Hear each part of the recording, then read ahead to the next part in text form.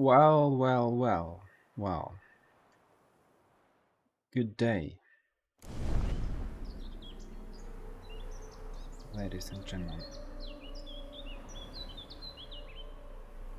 It looks weird. It looks like a distorted reality. That's interesting. So, this is part 38, if I'm not wrong. And in the previous part, I did some quests. Some quests. I continued the main quest line. I continue the DLC Hearts of Stone, and in the previous part, I mostly um, did the quests related to Vladimir von Everec. So, um, Olgerd's brother. I'm really having big problems with names. Olgerd, right? Um, and so I finished those quests. Unfortunately, Gontor Dim banished Vladimir.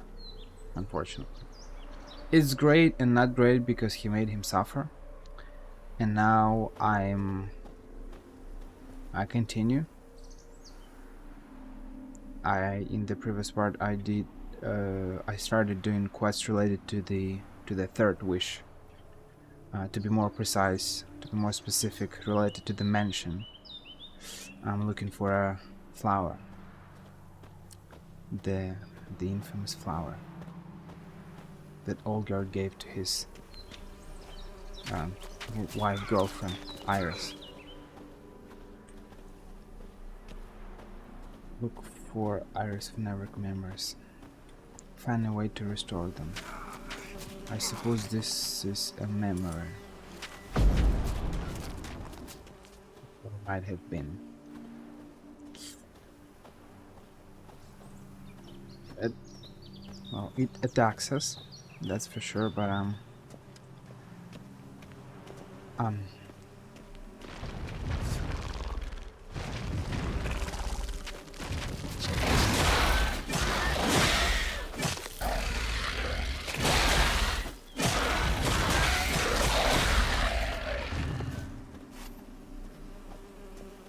hmm.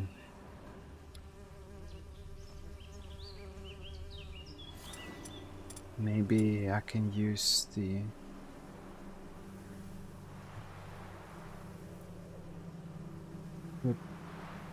Potesta Quisitor?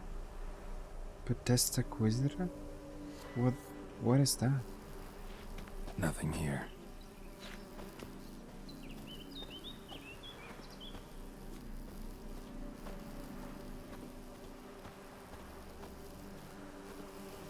What is the Potesta Quisitor?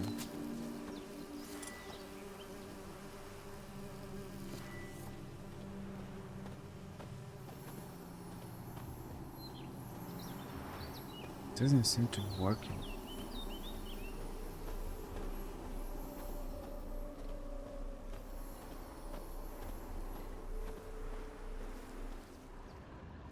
Olgierd and his wife look frozen mid-motion.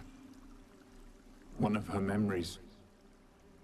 It is blurred, incomplete. You must restore it.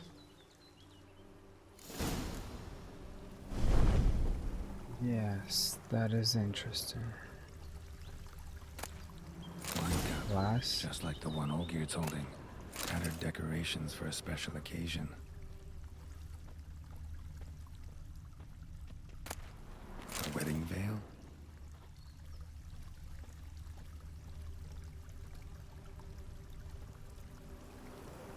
Perfect match. Your health, my dear wife. And yours, my husband. In my land, custom calls that newlyweds be greeted with bread and salt. But we're alone for now. I need none but you. Oh, if only this moment could last forever. I shall see what I can do. But come in and see our home. gladly, but I know this sounds silly. Yet the house has sat empty for so long, and I'm... Afraid of spiders? I know. I swept them all up and tossed them in the garden. My knight, you've seen to everything.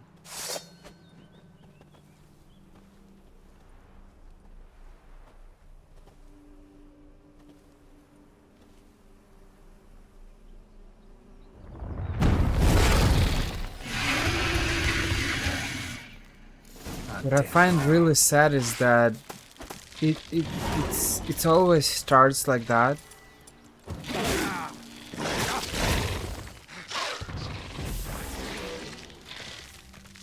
It always starts with the I love you, my husband, I love you, my wife. But the damage. Look at the damage. It hurts. But for some reason, based on what I see, for a lot of people, that's not how it ends. It ends with I hate you or whatever. Or let's split, or let's divide stuff, I don't know. Medallion's humming.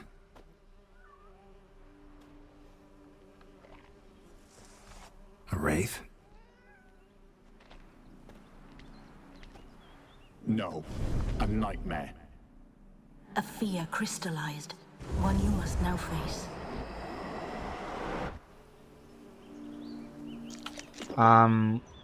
Okay, I'm not particularly like when I say when I see it, that's more like of a internet thing, because realistically speaking, I barely communicate with people from the outside world. What it means is that I avoid all the kind of toxic people. I avoid all the bad people. I as I mentioned in the previous part, I got no problem kind of abandoning people, but it's not abandoning in a Another bad dream way. of the past. Bet this one's incomplete too. It's not abandoning in a bad way. It's more like I can clearly see when people are interested or not interested in their type of personalities. Usually, to have it works the same way for everyone, but I guess I need like maybe 10, 15 seconds, 20 seconds, 30 seconds, 1 minute, I don't know, to see the person, the way the person is dressed, the way the person reacts, his or A little hers. different than the painting. His or her emotions, the way they speak, to kind of make this sort of archetype of a person to understand who he or she is, or what he or she represents. So, and usually then when you, after seeing, making this first kind of judgment, you speak with that person and you discover for some time, it doesn't matter how long, it may be 1 week, 1 month, 1 year, but on average you understand it quite fast what the person is based on their jokes, their attitude, and then you can just continue speaking with that person or not, you see. So me, for example, I'm not not only that I'm not married, I don't have a wife, I don't have any kids, so I don't find myself in a situation where I speak with such people, but I hear it quite often. I see it on internet sometimes when people complain and making all these jokes about wives, complaining all the time, they're complicating husbands' lives and stuff. And I'm asking myself a lot of questions, you see, but quite often that's how it starts. It starts in the vast majority of cases for such couples, like they started, like Olgerd started with Iris. I love you, my husband, my wife, and stuff. But then that's not particularly their case because there's Gontor involved in all of that. But still, it's a very weird and interesting situation. So there's a guy on the left, and there are a couple of people, but there is no one on the right part of the table. So all of them on the left side of the table. A guy, two women, and then again two guys, two women, one man, two women, and then again two men. Let's see. Castel Ravello, a Toussaint wine. Expensive.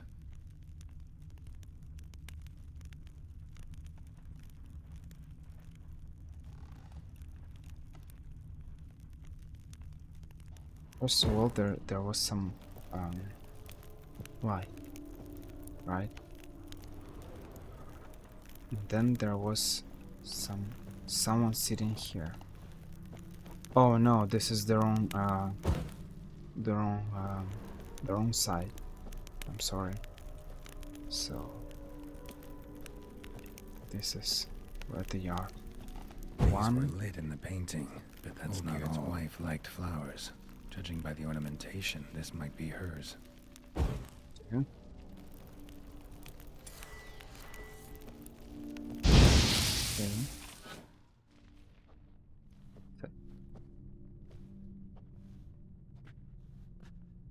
My darling, is everything all right? You seem pale, out of sorts. Everything's fine, really. But why don't you tell me how you fare? I'm ever so happy to see you. Except, why didn't Grandmama and Grandpapa come? It's a long, rugged journey. Muddy. They still refuse to meet me. Is that it?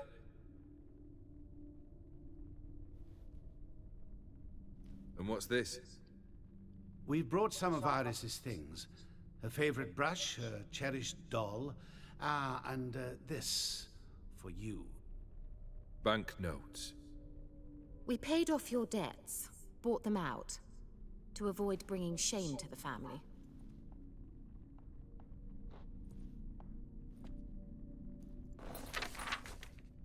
So nice of Mama and Papa to remember me. Olgierd. Now you see his true nature? I warned you before the wedding. A ruffian and a boor who keeps the company of bandits. Are you not afraid to live under one roof with that rabble?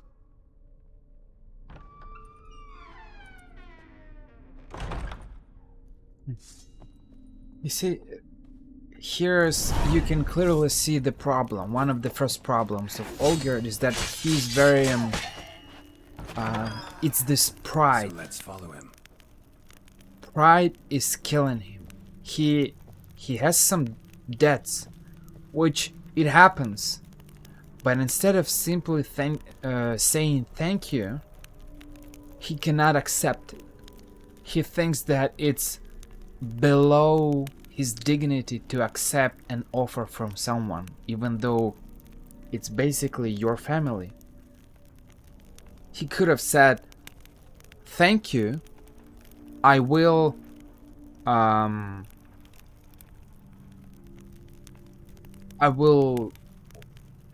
work somewhere, or I'll make this money somewhere and I'll repay you back. Thank you for this generous action, for this generous offer. Yet, instead of doing that, he threw that in the fire. He threw the paper in the fire. Clearly there's a problem, you see? He's very arrogant. Not it's a you big problem. again. Don't like this place.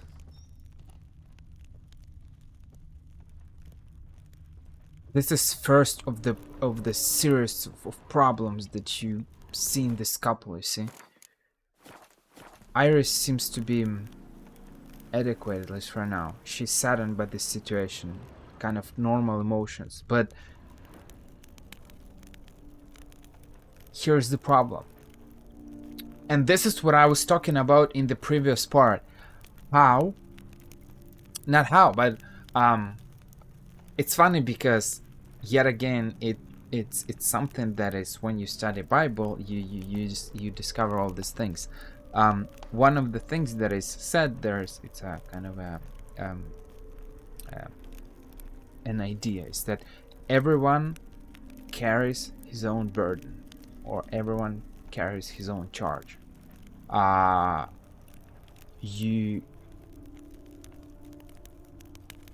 Iris maybe is not guilty for Olga's reaction. What she's guilty of, in the first place, dating such a man. You cannot be responsible for mistakes of your potential partner if he or she cheats on you. It's not your fault. You cannot control other people. But your fault is the fact that since the very beginning you ignored those red flags, because there are always red flags. And the fact that you ignored those red flags and you continue this relationship because, oh, I feel flattered, and I completely understand it. I understand that it's a very special feeling, you know, when you feel like, well, someone likes you, you feel that someone's interested in you. It kind of it touches your ego, but in a positive way. You're like, oh yes, it's very flattering, you see. But this is the problem, you see. It should not touch your ego.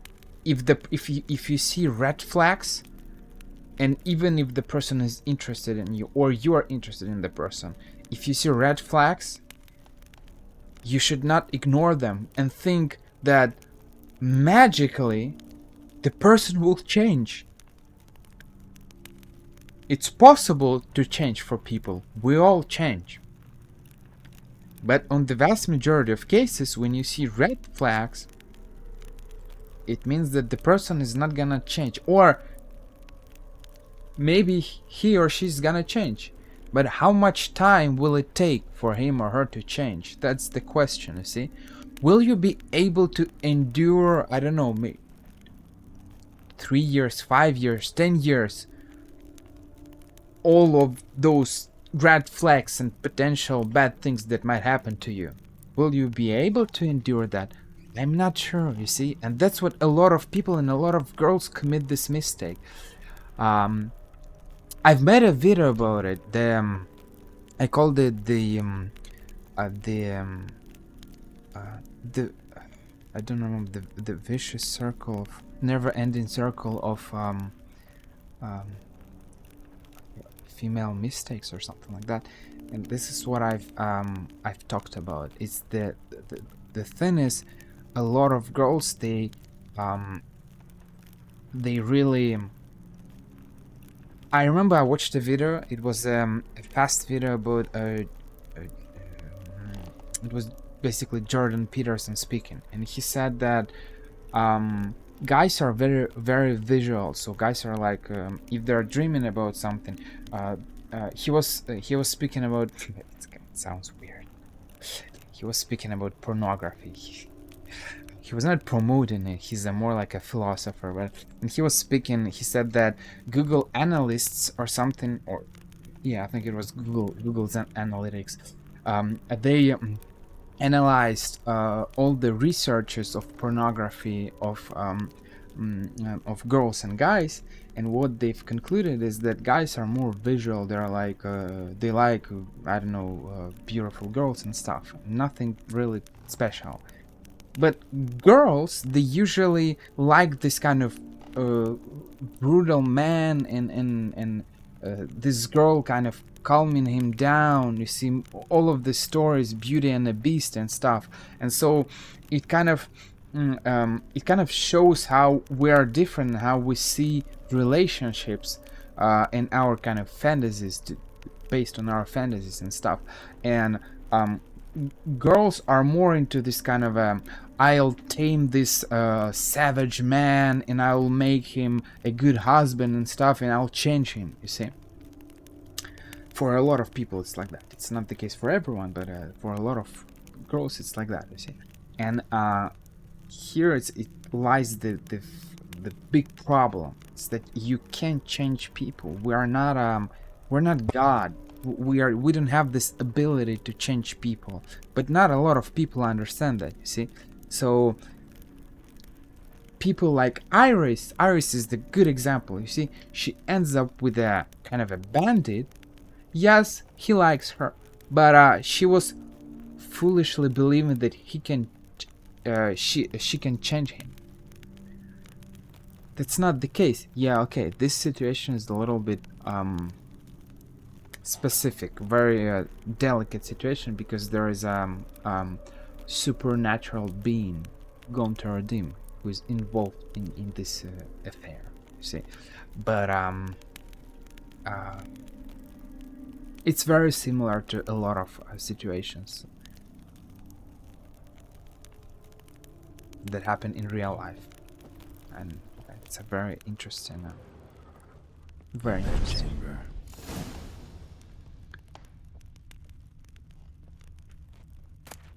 Towel stained with blood. Blood stains. Someone washed their hands, then wiped them dry on that towel.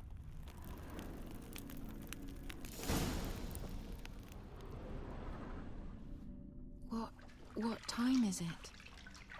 It's late. Sleep. Up all night in your study again, I see. What have you got on your hands? Nothing.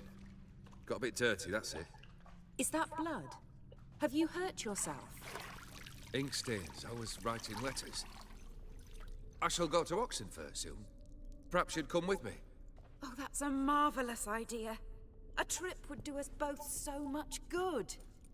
Then it's decided. Now, time for bed. I'm exhausted. I shan't fall asleep now. It's out of the question. Come, I shall finish your portrait.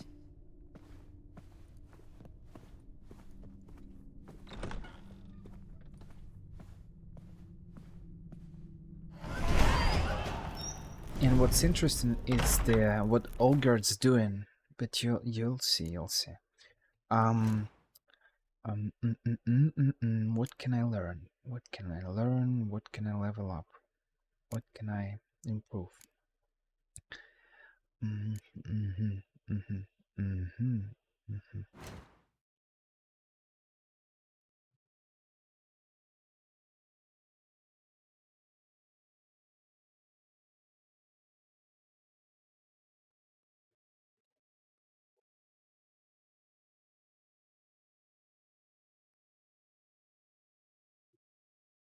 This one looks interesting, very promising. Hunter's Instinct. Let's level it up. And also the fast metabolism. Okay. So I got only side effects left and killing spree. Critical hit chance by 20%. Oh, that's interesting. I'll continue improving it.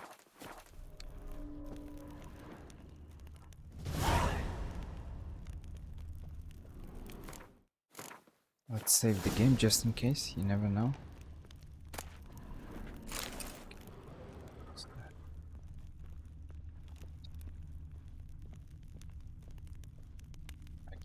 I can't use it anywhere. I'm just collecting random things. I don't know what's the point of it, but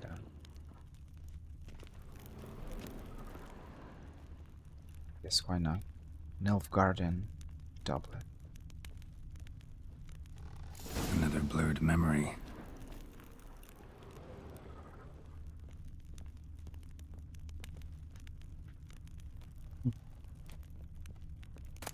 Fresh, as if someone just rinsed it.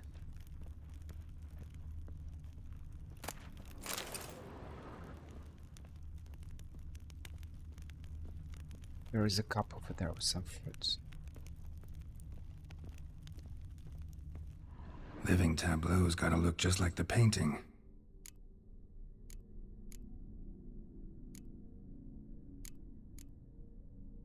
Middle. Maybe on this side. Okay. Let me Still analyze not it again. right. So, the grapes on the left, apples, or they look like strawberries, apples on the right, and or middle on the right, and the cup on the in the middle, but like background middle. Living tableau's gotta look just like the painting.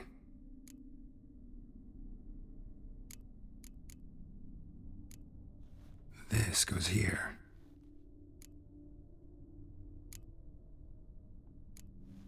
Fits, I think. Finally, just like the picture. Smile a bit wider. Like this? You were meant to smile, not bare your teeth. No, still wrong. Smile like you did when Papa agreed we could marry. Please? You're useless. I can tell something's bothering you. I've a bit of work I should see to. Again. Olgierd, we agreed not to keep any secrets from one another. We promised. Forgive me. I don't wish to discuss this. Olgierd.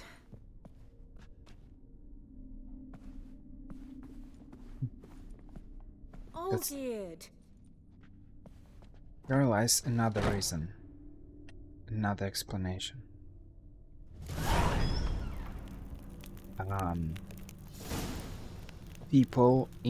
People are marrying each other. They are promising each other to be together for the rest of the days and stuff. Yet they are not sharing their troubles. What is the point of living with someone if you are not sharing your problems? Yes, there are random things that come to your head, which maybe, I don't know, you randomly want to eat some chips or something. Maybe you should not share that. I don't think it's a big problem. But if something bothers you on a regular basis, which is related to your life, or I don't know, money or something like that, you should share it with your partner, because that's the whole point. If you have a partner, you need to work together, you need to cooperate. That's the whole point of being in a relationship with someone. If you want to do it solo, just be alone. Being alone doesn't mean being lonely, see? But you don't have to give false hopes to people and then end up being closed, completely closed in yourself. If you're not able to communicate properly, it will ruin your relationship. And a lot of people miss this point. And it's something important. Without music, I don't know what's created. Without music or some weird inappropriate music.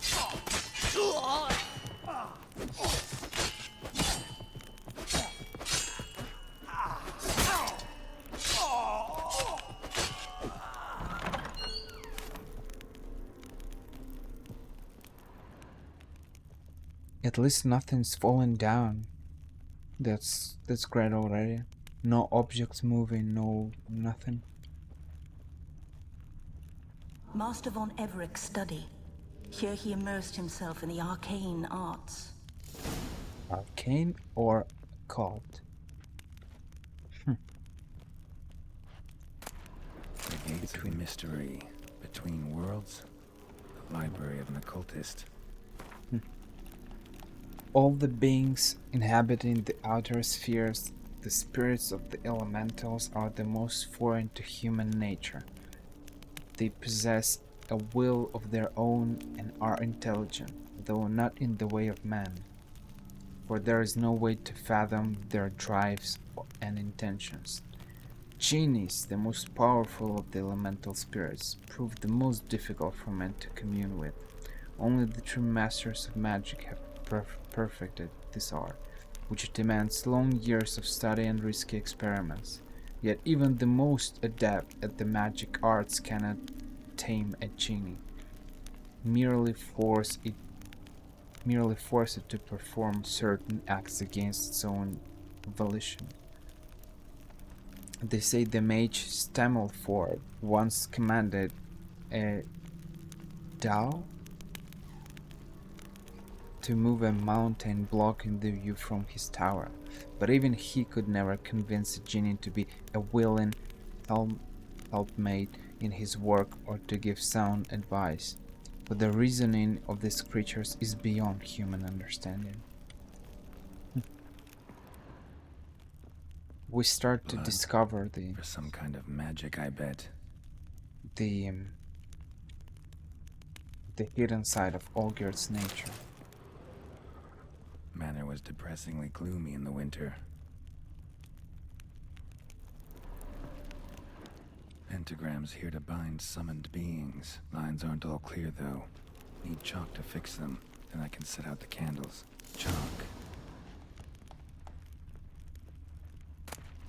Blood pacts or on foreign Blood presences. pacts. Or on foreign presences.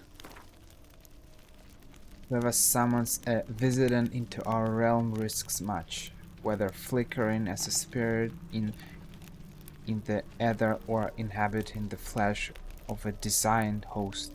The visitant shall strive to attain its liberty, and if it does, it shall wreak great havoc.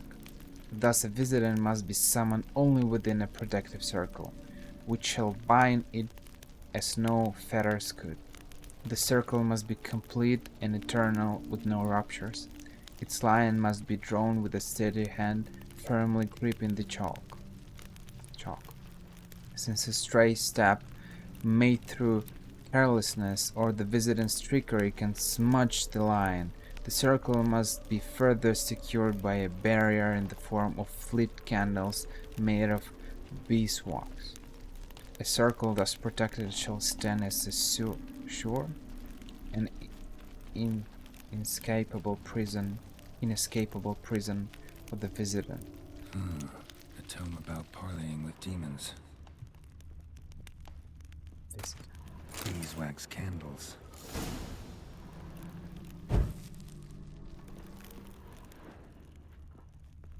Olgierd's doing something truly awful. Black magic. That should do it. Now for the candles.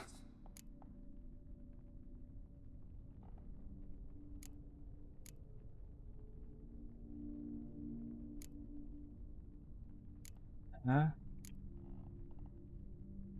Candles should be outside. They said a protective circle. No? Huh? Feel like I'll have to learn it, man. I'm not willing to practice it. Well,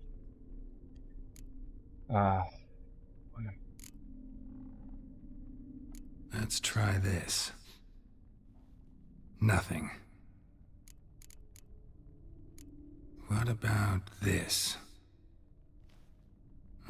Not even a fizzle. How about this? maybe they outside. Come back! We must talk!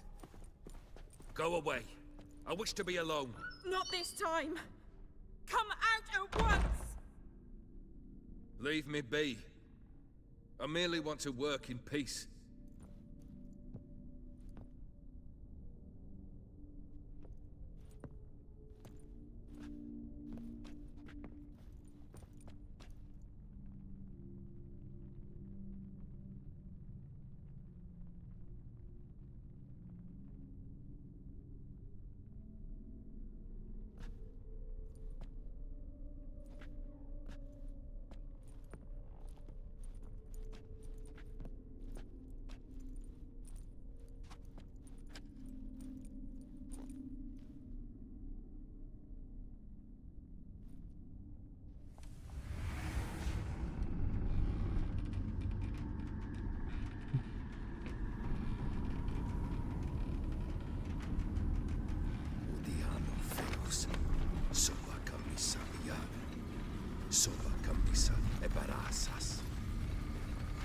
What other spell must I use, damn it?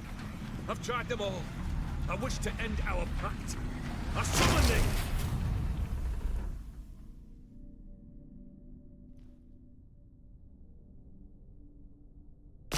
Damn it!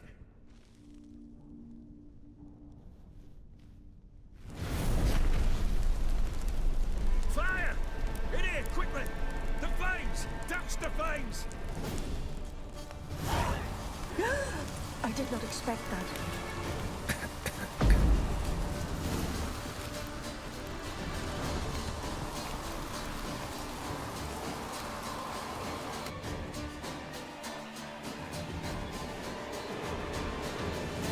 Damn it. Smack in the middle of a raging blizzard. Gotta find shelter. Get inside.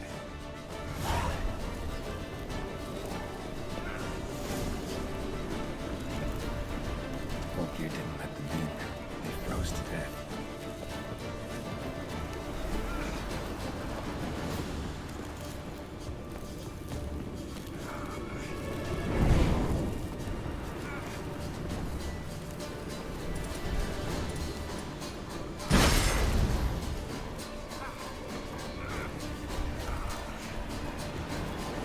Let me in somewhere.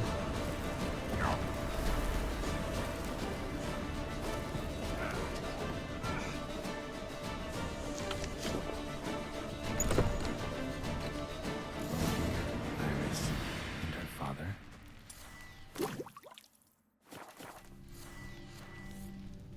See, so here's another ogre's problem. Instead of trying to solve all his problems and being a responsible adult, you get into trouble, you make your own problems. Go and solve them. Instead of trying to do that, he got into trouble. He probably had a debt or something. And instead of trying to solve it like a normal human being, he decided to summon some demons or find some solutions, expecting...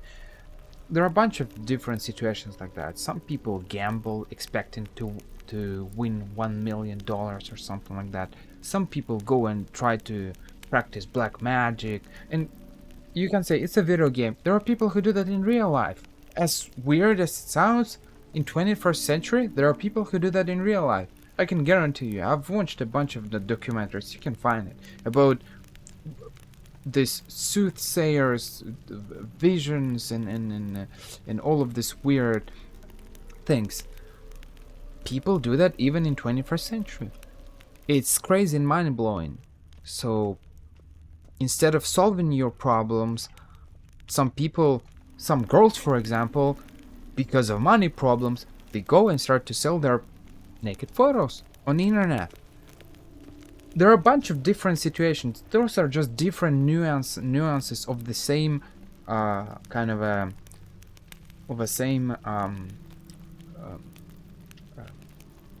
of situation, you know. You have to be, if you get into troubles by your own bad decision, even if sometimes it's out of your control, you still gotta be responsible, and you gotta face them as adult, not as a kid. But not a lot of people understand that, apparently. So this is when he started smoking. A beer tankard, but there was vodka in it. Drained to the last drop.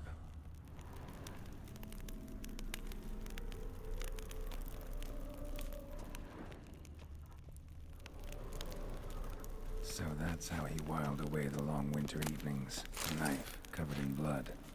Guess Olgierd got the scars on his shoulders that winter. Probably not right. Is there anything else? Marriage contract between Iris and Olgierd.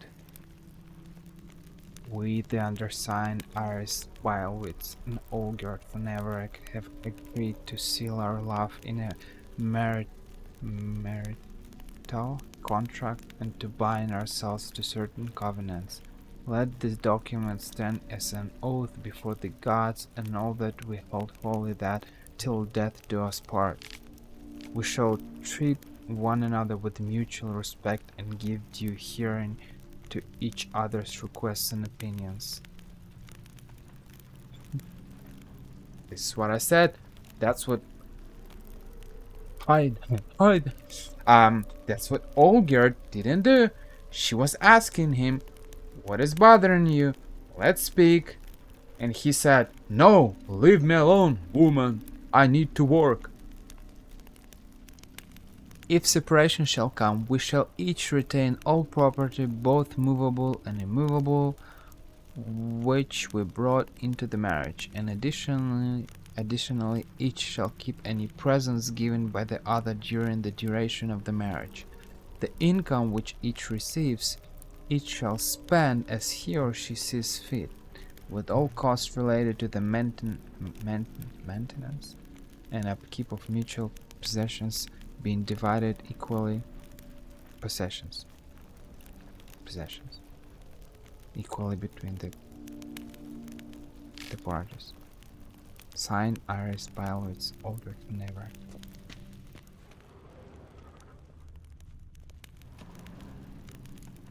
Her father must have been holding the contract. Furthermore, it is agreed that Iris shall be accorded the respect she is owed, that you shall heed her counsel and requests, and... Get to the point, Father. My patience runs thin. Gladly. On Iris's request, I declare this marriage null and void. You vowed to remain with me till death do us part. And I've held to my vow. The Olgierd I married is no more. Breaking a word once given does not come that easy. Believe me. You shall stay here, forever. Enough! You will not command us. You will... Father! Father! No! Servants, take this carcass and feed it to the beasts.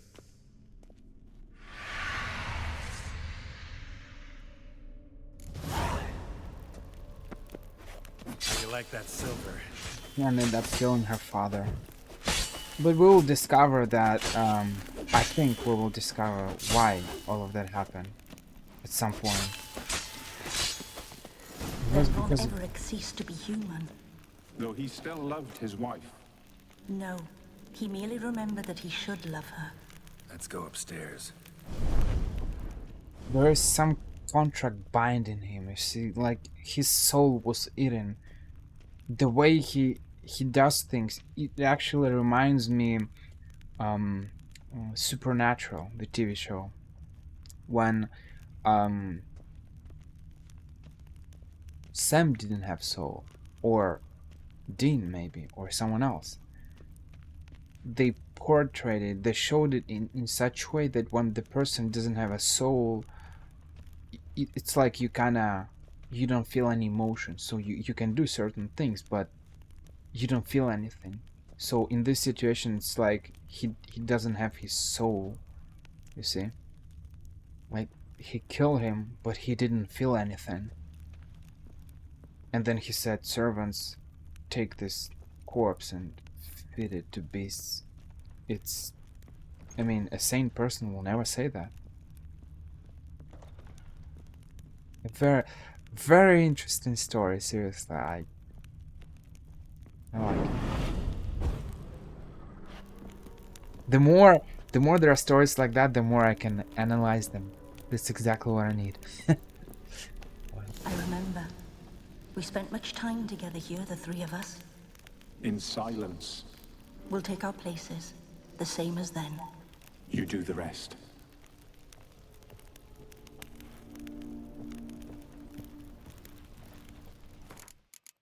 That was the whole point of this is why for me stories are very important. Stories is the main thing that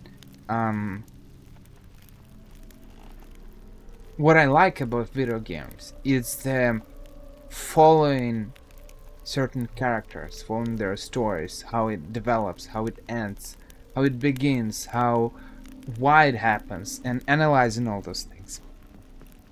Man, I find it crazy. There are people who, I don't know, we all play for different reasons. For some people, it's some kind of a way to escape the reality. For others, other things. Some people just like to play video games. Some video games that you play, there is no story. For example, I like strategical games, but in some strategical games there is some kind of a history. In historical strategical games, in such situation, yes, there is some kind of maybe background, but not in all of them. In a lot of strategical games, you just need to manage resources and stuff. There's no some kind of background. So those games, you can play them just for fun because you like it, because you like managing things. But games like The Witcher or Red Dead Redemption, or kind of any big projects where we follow one character or another, and we have all the stories, and we can analyze all the stories. Man, I love it. Ladder.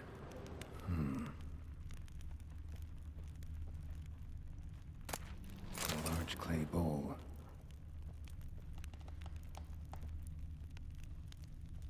Animal hair.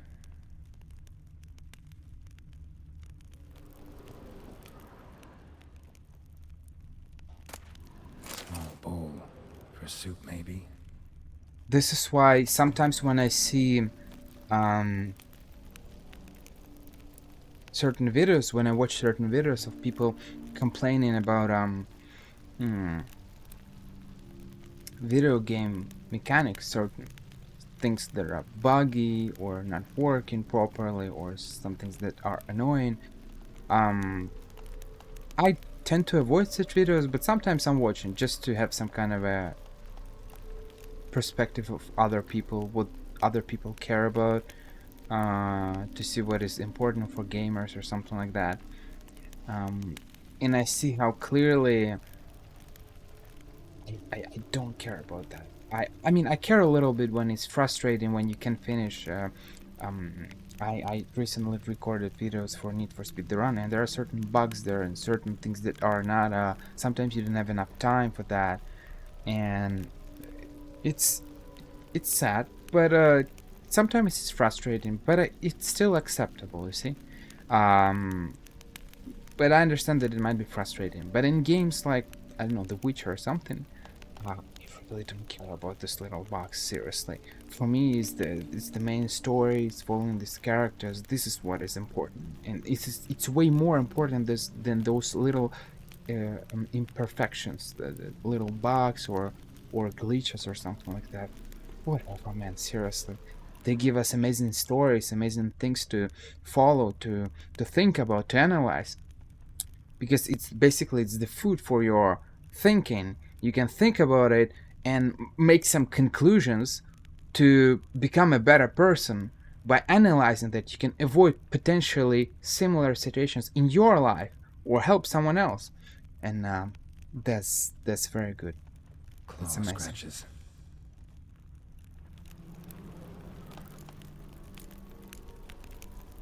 Small for a cat. There we go.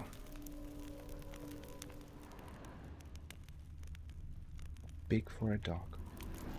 Think this was yours. Single place setting.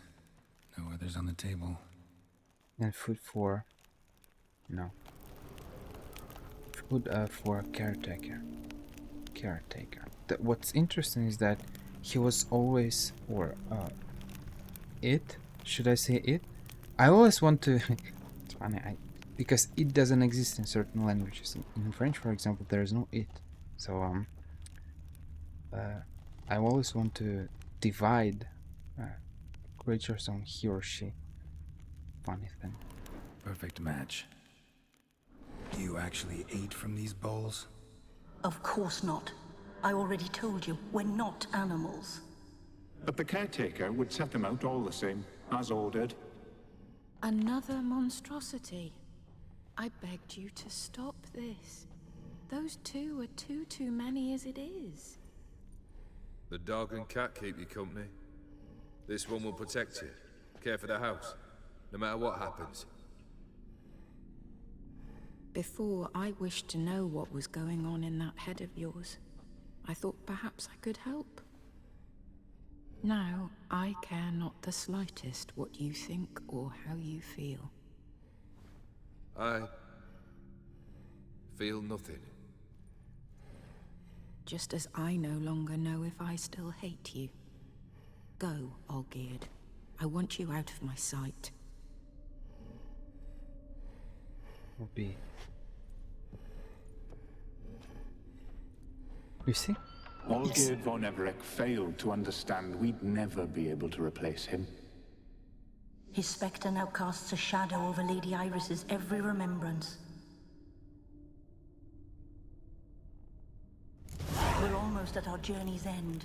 What's there? Iris von Everec's greatest fear. You see, this is exactly what I was talking about. She said, I thought I could help you. This is the problem. This is it. That's what a lot of people believe. A lot of, especially girls, believe that they can tame this kind of beast, this, I don't know, bad boy or something. I will find this guy. I see red flags, but it doesn't matter. I believe in him. My love will change him.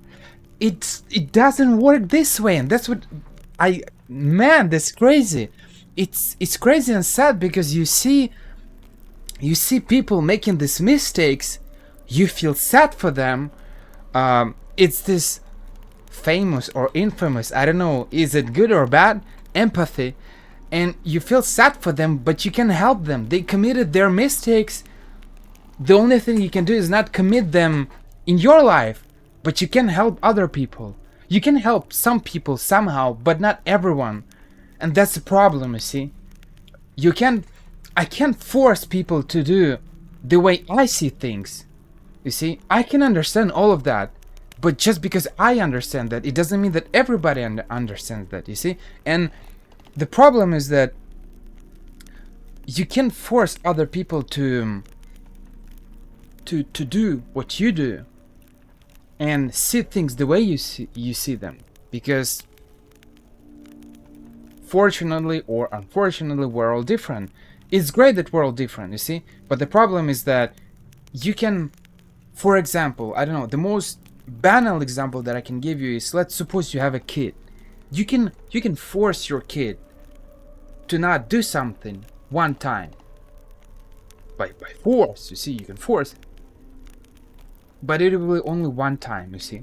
If you do not educate him or her properly, in the end he or she will commit this mistake sooner or later, you see.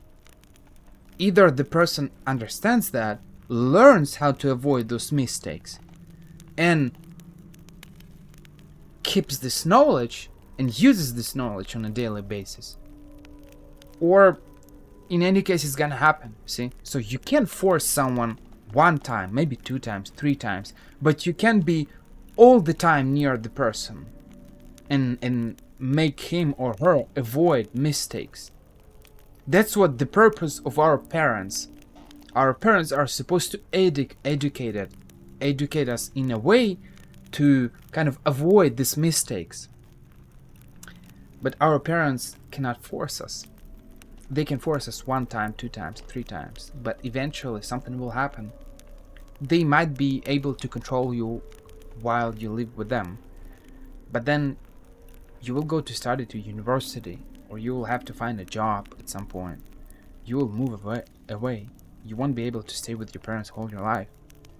And it's at that moment that it might happen, you see. This is why education is way more important than forcefully forcing someone to do something.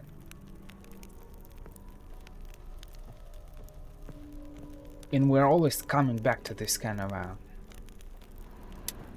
to these things, to education, parents, childhood. It's very important thing.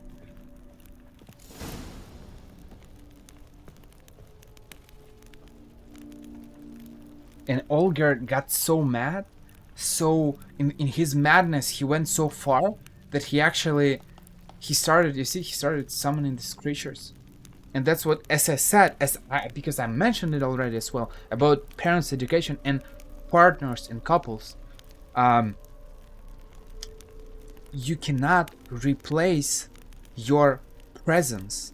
That's what a lot of parents believe, that they can replace their presence and the education and the time that they spend with their kids by sending them somewhere.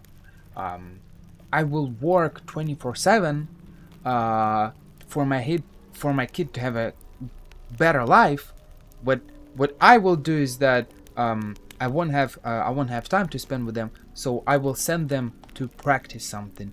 Let them practice sports, let them play music, go to dance classes, do something here and there, and so they won't have any free time to be in a bad company or something like that. Same goes for certain partners. You have a boyfriend or a girlfriend, and you're obsessed with your studies or something like that. You are studying all the time, you see, but you are in a kind of a relationship, and you think that, well, it doesn't matter, we're in a relationship, we're respecting each other, that's the most important. You cannot replace the time that you need to spend with the person. It's very important, time that you spend with the person. It doesn't matter whether it's your kids or not. I'm speaking about kids. I don't have kids. It's funny. I feel like kids is just something that a lot of people speak about. Me personally, at least for now, I don't want any kids, so I'm speaking about kids, but it's more like a general example, you see. But you can take it as an example for you can replace kids by a partner, so potentially boyfriend, girlfriend, wife, husband, doesn't matter.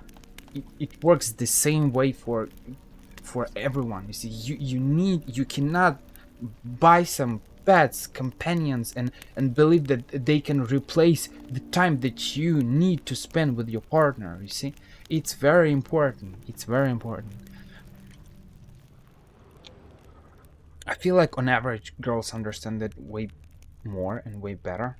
This is why on average it's guys who are missing this kind of a meme about a meme which is based in reality, this kind of father figure that is absent in your life. That's a little bit of it, you see. And religious people, they understand that, people who follow biblical principles, they understand that that's not how it should be.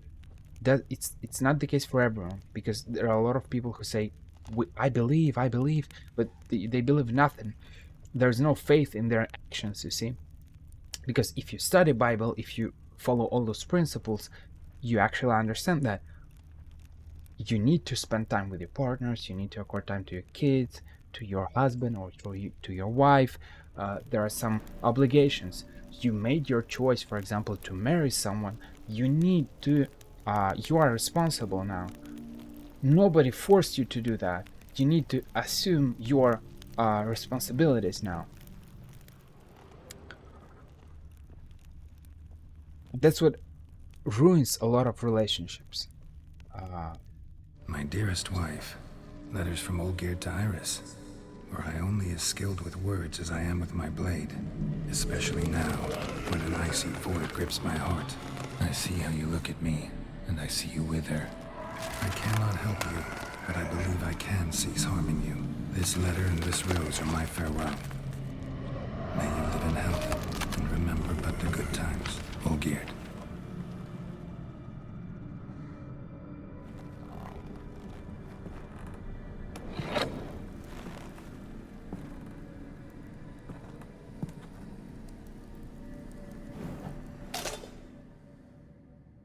Your story is so sad.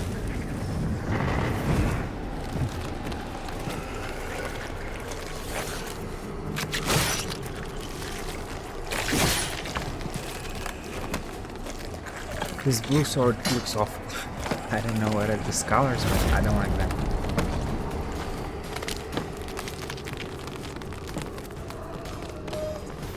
Where's this Ophiri blade?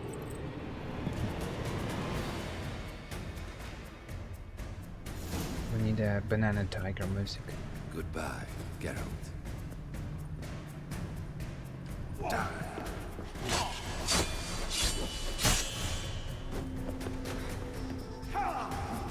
Fail, and you'll not be back.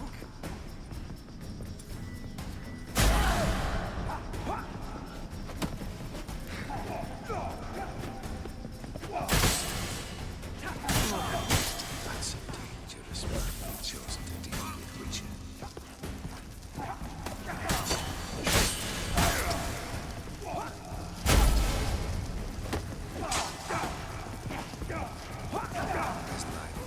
Those.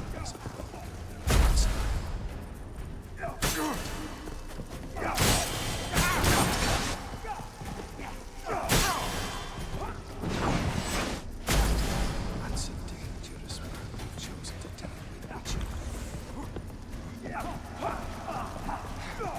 How creepy do you want it to be?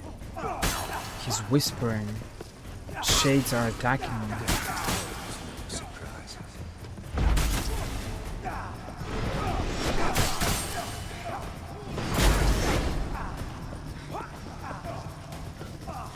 Where's the new generation? It's some regeneration. There was a decoction. Decoction.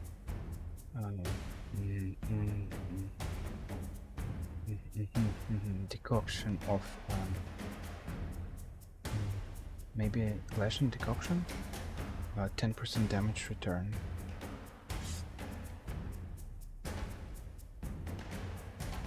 One.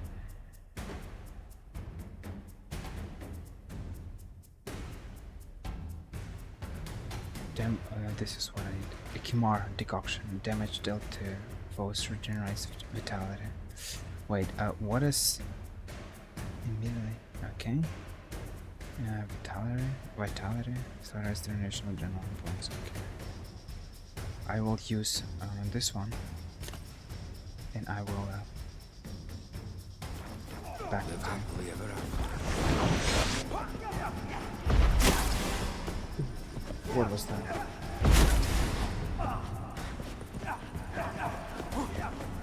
Fail, you'll not be back.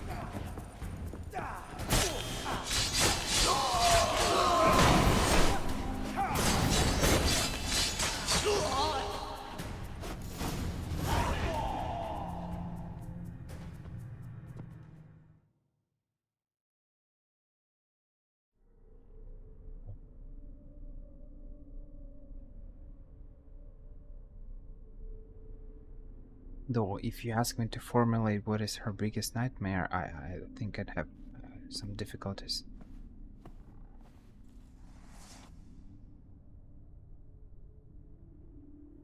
You're not him. Wait, I want to talk.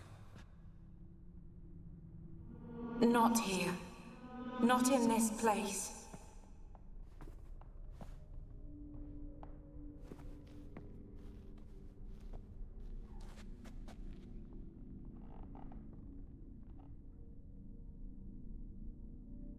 A lot of people want to be in a relationship, but relationship is a very heavy work.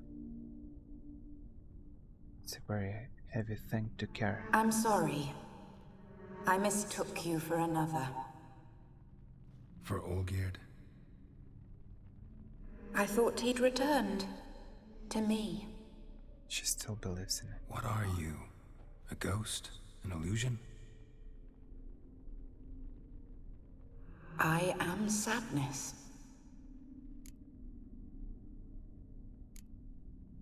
Saw you before, but you weren't yourself. And I saw you again in your memories. We've met. I don't recall. I had bad dreams. That is all I know. I've come for the violet rose Olgierd gave you. On the day we saw one another for the last time, I dried it and placed it in our chamber, at my bedside. I lay there for days, staring at it, until at last it crumbled into dust, as did I soon after. So, the rose is gone? Not from this world. Look. You buried my body and the flowers bloomed once more. And I was held in a deep, dark sleep. Only now have I awoken, just like my beautiful rose. When you placed the sketchbook on my grave, I remembered learning to draw my husband's face. Tell me, how is Olgierd? Healthy? Does he fare well?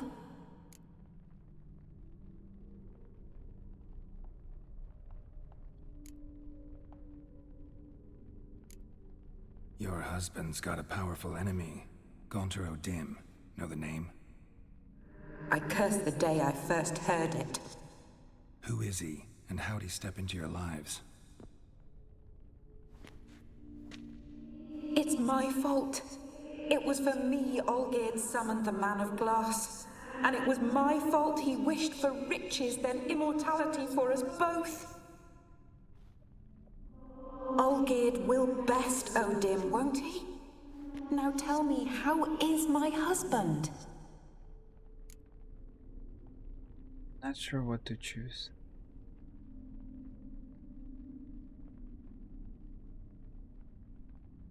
Hello, Google, my old friend. Well, let me.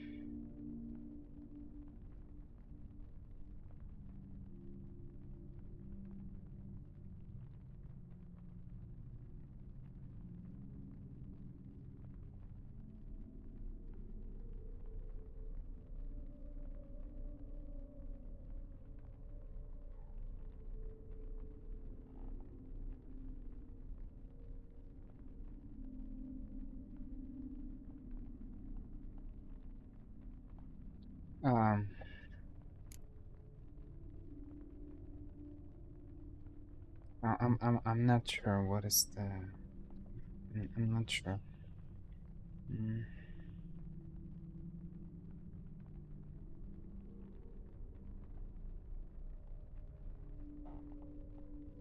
I'm not sure. Let's say. Your husband hunts out ever stronger sensations. He tempts fate, because at heart he's unhappy. At heart he is stone, so nothing has changed. And did Olgierd mention me? What did he say? Not much, but I didn't ask about you. He just sent me to retrieve the rose. The rose? The last I have left of him? His last gift?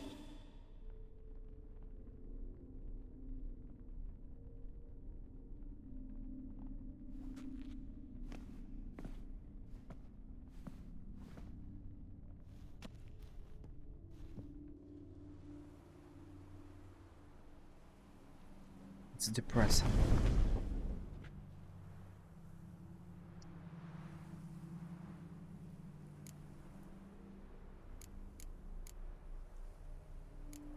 Got a feeling the rose is important to you, more than a memento.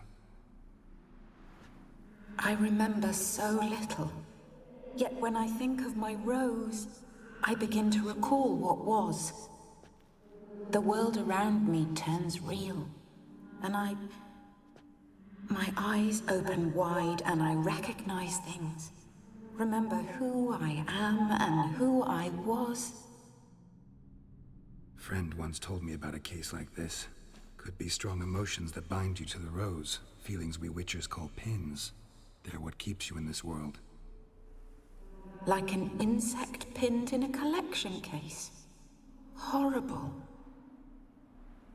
Need to be honest. If I take the rose, you might cease to exist. As might the world you built around you. And what will happen then? Shall I be free of the suffering, the sadness? Is it the void that awaits? I don't know.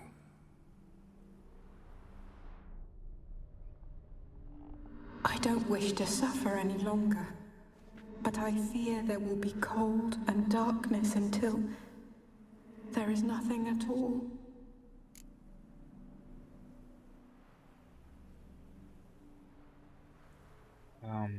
You won't know that. A lot of people think about what will be after, but the thing is, there is no after. That's the thing. When you... It's like a state of slumber after the death.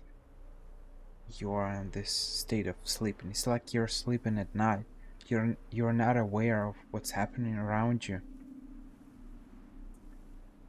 There is no cold or hot or good or suffering or not suffering. You're just in a state of sleep. You're sleeping and waiting. I need the rose. Will you give it to me? It's so fragile. Look, the petal edges have turned crimson, as they were on the day I received it. They're purple. The one thing missing is the single drop of dew which slid down the leaf when I took the rose in hand. Or was it blood? Because I pricked my finger? I can't remember. You know, I never did read the letter from Olgierd. I didn't have to. And I needn't have kept the flower he left me. I've come to a decision. I shall give you the rose. Our service thus ends. Thank you, stranger, for freeing us. Before we go, some advice. Beware of the one called the Man of Glass. Stand in his way, and you'll meet a fate worse than death. Seek salvation in glass that can't be broken. Glass that can't be broken? So long.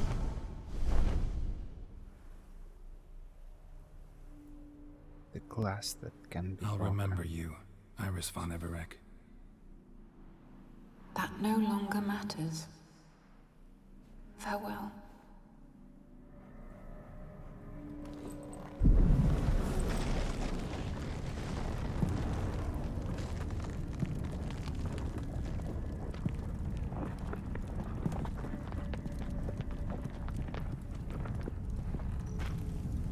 It's sad, but she's a ghost. So living in this constant torment, it's pointless.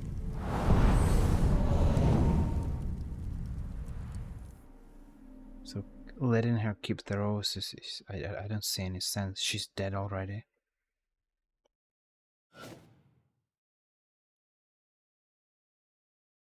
Afterlife is not normal. It's not a normal state.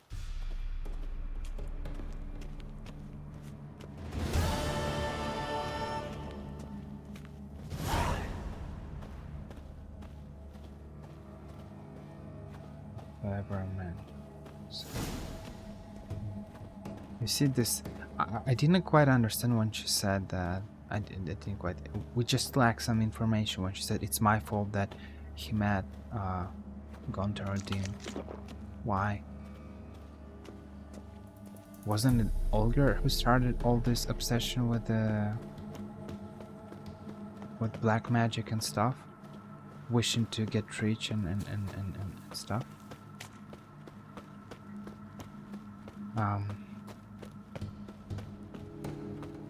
You see, her story is sad. It's truly sad.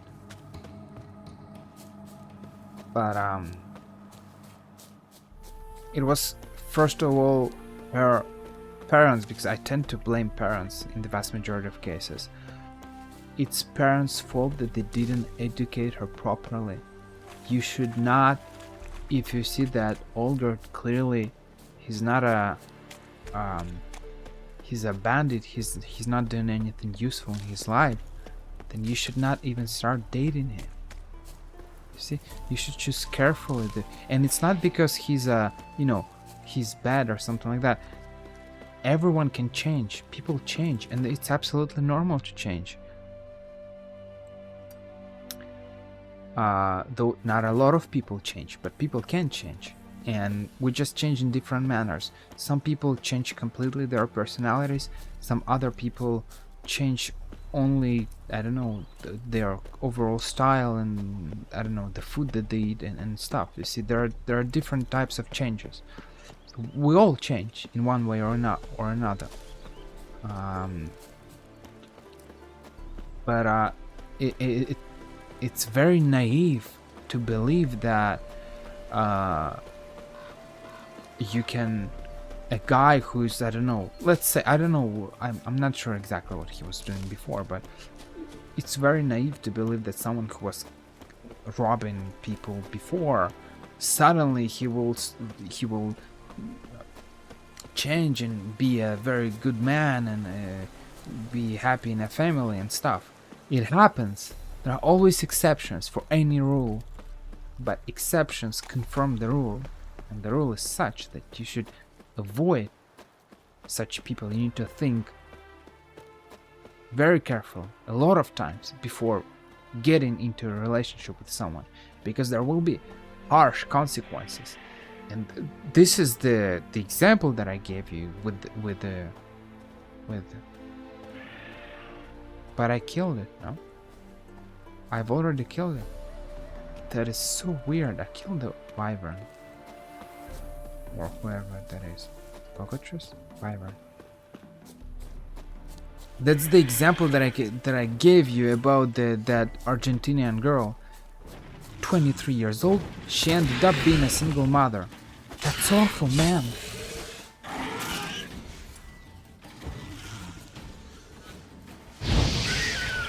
But you see, life, unfortunately, it's not a fairy tale. There are very serious consequences to your actions. You need to think 3 times, 4 times. It's not simply, oh, I will get into a relationship. Nothing's gonna change. We will date and then we'll separate. A lot of people end up getting pregnant because people do not date simply, oh, let's go and drink some coffee. And then people drink some coffee, walk in a park, and, well, thank you. A little kiss in the cheek, and that's it. No, the vast majority of people end up sleeping together. And where there's a sexual act, there is a hypothetical chance. There is not hypothetical. There is a chance that a girl might get pregnant, and there will be serious consequences to that. Not only you'll be parents, but you won't be able to say, well, whatever. Like with a job, for example, you worked somewhere, well, it didn't work. Whatever, I'll find another job. That's not how it works. That's the problem. 2 points, and be quick about it. Oh, please, good sir, a bit of courtesy. So I look up, and Bob's your uncle. He downs half the barrel in one draft. Geralt, over here. Oi, wait your looks. Use the look of a man who knows how to drink. Thanks. Some other time. Here now. Don't make me beg. It's my treat.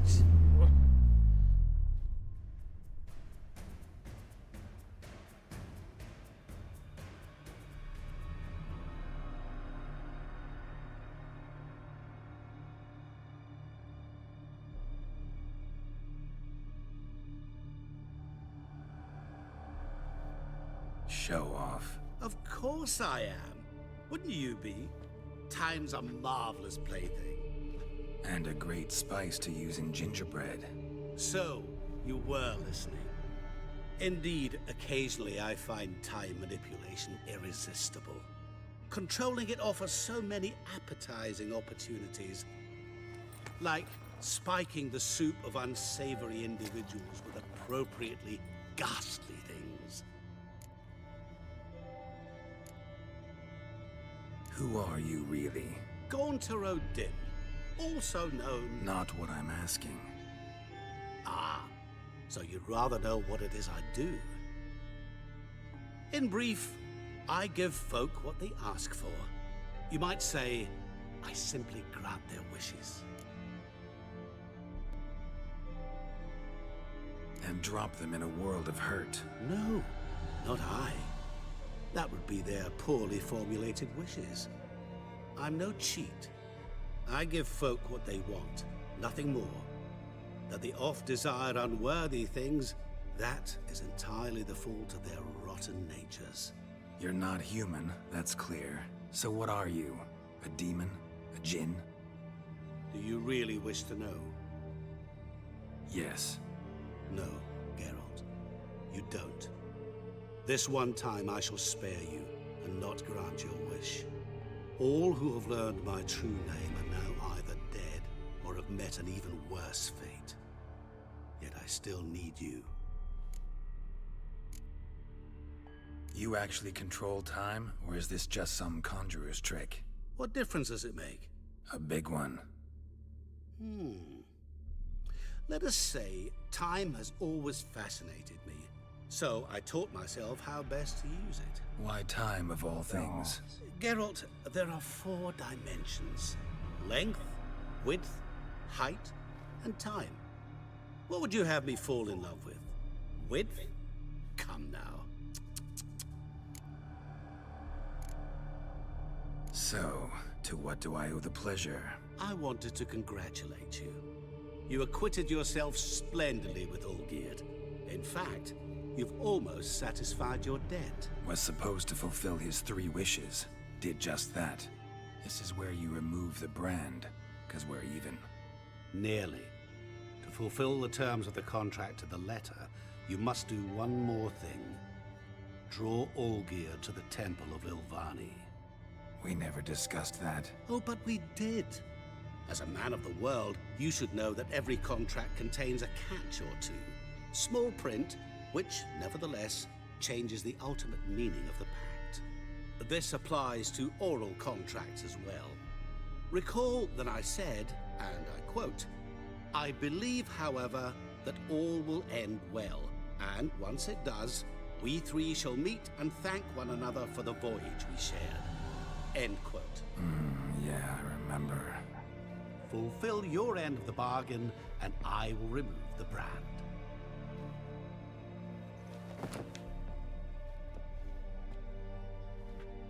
That was the last time you interrupted me while I was talking to someone.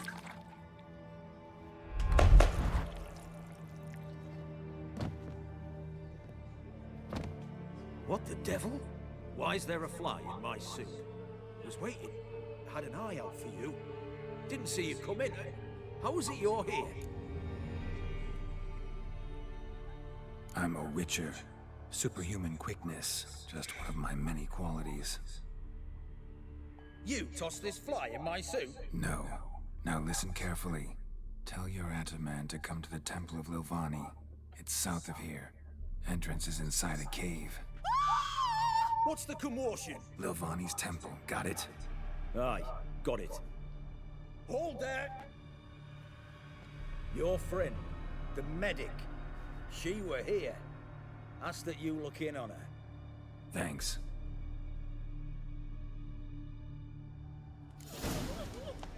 Know what they say about you lot? If you seek He were there, justice, alive, a hire a moment ago. witcher. Blind drunk he was. Maybe he fainted. Fainted? He soaked in blood! What's funny is that I was reading about Gunter Ardim, and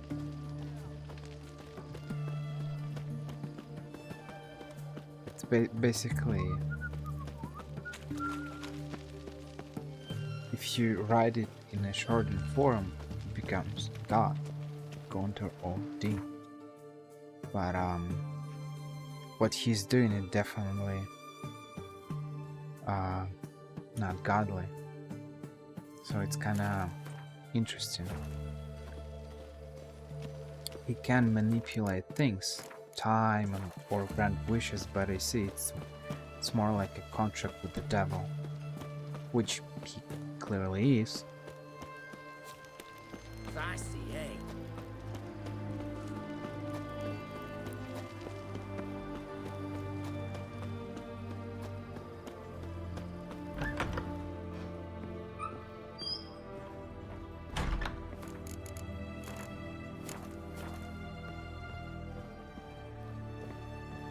Shani. Oh, Geralt. Good thing you're here.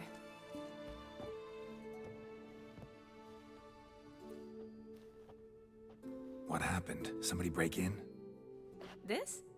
No. Just getting ready to move. What? When? Where to? Not what I wanted to talk to you about. Or at least not only, but...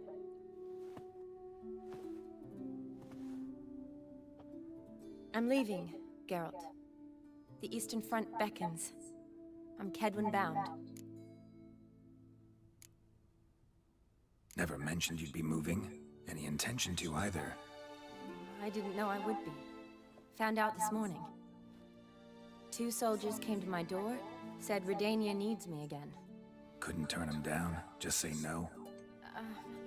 Perhaps I could have. But I didn't want to. Treating the ill and wounded, it's my calling. No place I'm needed more than at the front.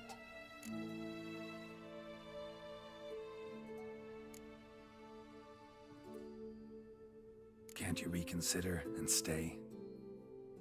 Geralt, what for? The wedding, the time we've spent together, it was nice. But you have your life and I have mine. This doesn't make sense long term. You know that as well as I do. Well, you take care of yourself. You too, Geralt. So, learn anything about Olgierd? Well, I abandoned the books quickly. Decided that if I was going to learn the truth, I'd need to find someone who knows it. Find anyone? Turned out I didn't need to look far. A colleague at the Academy, an assistant to Professor Permathine Shakeslock, claims Olgierd von Everec met with the professor multiple times. Apparently, Olgierd asked the professor to do some research. Professor got so worked up doing it, he went daffy. Started jealously guarding his notes. Wouldn't even let his assistant look at them. The professor. Where'll I find him? Here in Oxenfurt. Cloistered inside his house on Academy grounds. Mage hunters guard his door. Mage hunters at the door. He under house arrest? I can't say, really. Some of the faculty think him a traitor. Say he sold out to the hunters for a hefty pouch of gold. The assistant, on the other hand, insists the professor wants him there to protect him. I don't know what from. What's your guess? He's certainly useful to them. A specialist in black magic and the occult? Must be a trove of knowledge. If he's really gone off his nutter, I wouldn't be surprised to see them using him. Need to talk to this professor. We'll go together. Redanian guards all over the Academy. Doubt you'll get in alone. Guards have never stopped me. You know that. Wound these, and I'll have to patch them up. Besides, we might run into a friend. Get inside free and easy.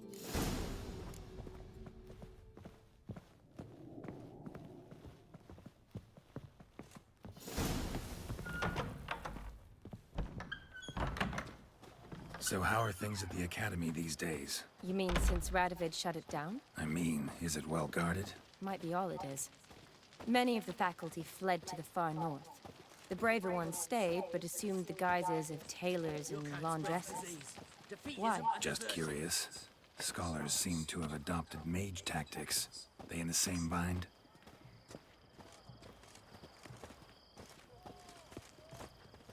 No answer? So the Eastern Front, and then? Depends where they send me. Wherever it is, take care of yourself. Always do. So don't worry.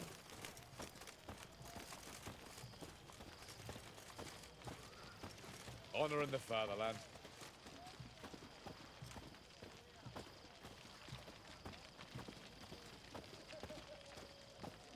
See, the problem with Shani is that she values her career way more than her life. She's ready to go somewhere. It's not gonna work. I don't want to. I'm not finding anyone. Stuff.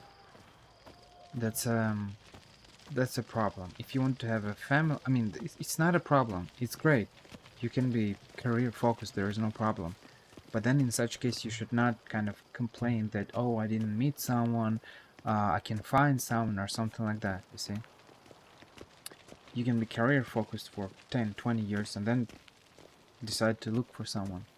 But then if you feel lonely, you should understand that you cannot go wherever your job sends you and kind of say that, well, it's kind of sad that I didn't find someone or something like that. You gotta be realist. It's important to keep things balanced. If things are not balanced, then it's not gonna work. In this situation, she's putting all her kind of energy. She's putting maybe 80% or 90% to her on her career side of balance. Maybe it's too much.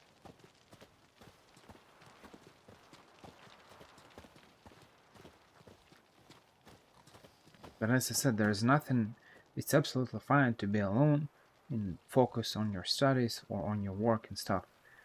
But then you should not be surprised that you can find someone or something like that, because you don't have any free time to do something else. And you're always traveling somewhere here and there.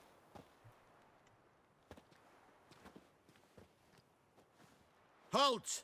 By order of King Radovid, no one's allowed inside the academy. Not even lecturers? No one means no one. See, you've become quite the stickler, Norbert. You were much kinder when I was patching you up. By the way, how's your knee? Fine. Dandy. As if no arrow ever struck it. Consider yourself a lucky man. Because if I'd not decided to operate, you'd be a cripple to the end of your days. Bruno, eh? Maybe we ought to let her in. She's a decent lass. Not like to steal nothing. All right. But alone, which will draw too much attention. I'd rather not get shite from the captain on his account. Here's what we'll do. I'll go in, then help you sneak in around the back. How? Don't know, but I'll figure something out. Usually aren't nearly as many guards on the riverside. Agreed. All right, let me in. It's kind of fun. She uses almost the same voice for speaking with Geralt as with speaking with those guys. She was not whispering, which is funny. They were staying right near her.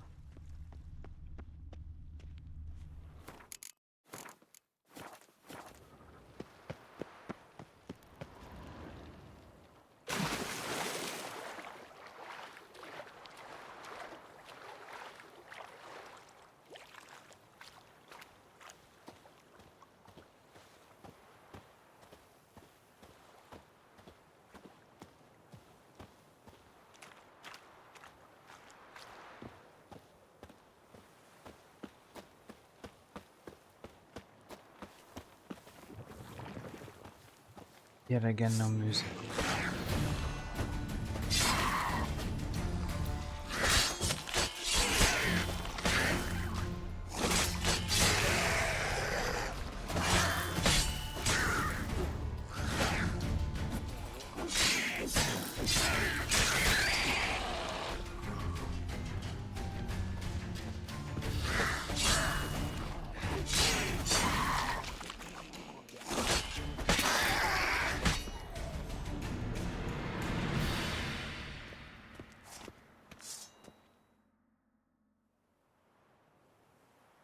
Geralt! Psst! Are you there? Yeah, I'm here. Grab the line!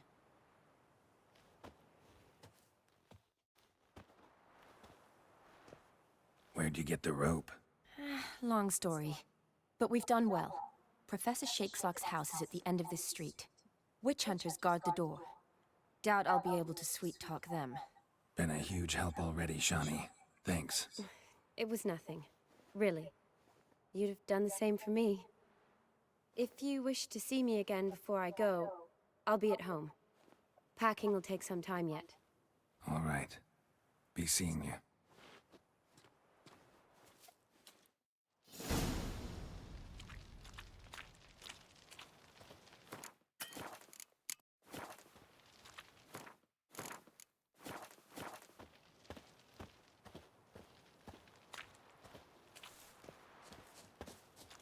Oh no.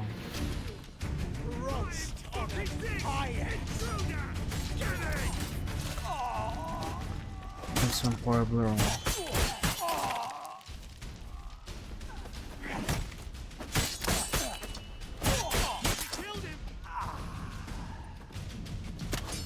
I will kill you. Those end up in a bloodbath, killing people, hunting things, family business. Wow.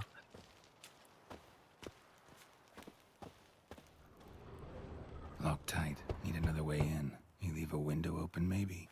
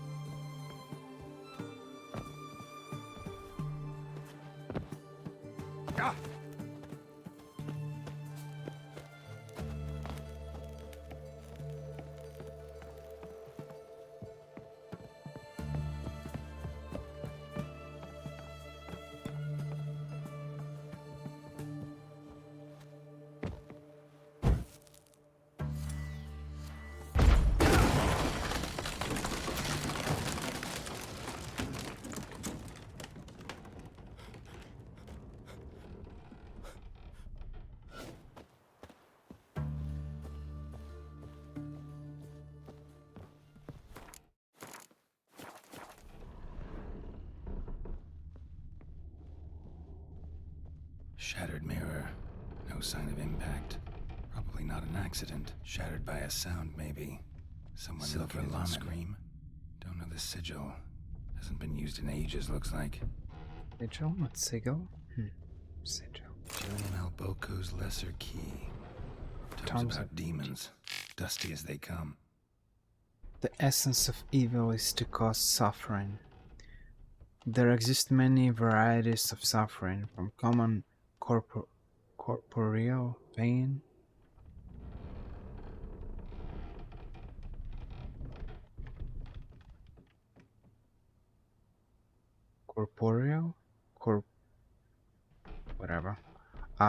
pain, through the rare fit torment of the psyche, to deep wounds dealt to the soul.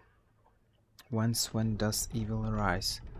Does it appear on its own, or does it only spread when conditions are ripe? Finally, the most important question: how can evil be defeated? Most believe evil has always existed, for none remember a time when it did not. Yet, is that sufficient proof? I dare to doubt you, for I am a scholar, and the essence of scholarship is to question all hypotheses until they have been. Why am I even screaming in English? Recording, I should probably stop. Until they have been rigorously proven. I need to take some English classes.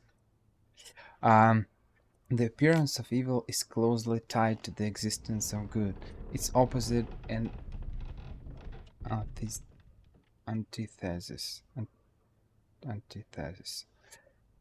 It's opposite and antithesis. Oh boy. Good without evil is dimensionless, therefore imperceptible. Evil then is an integral part of our lives. Evil wears many masks and appears in many different forms. One of them wears a skin of flesh. This evil incarnated as man travels the world, sowing death and suffering. Such evil is devious and difficult to discern. We usually only note its presence when it's already too late.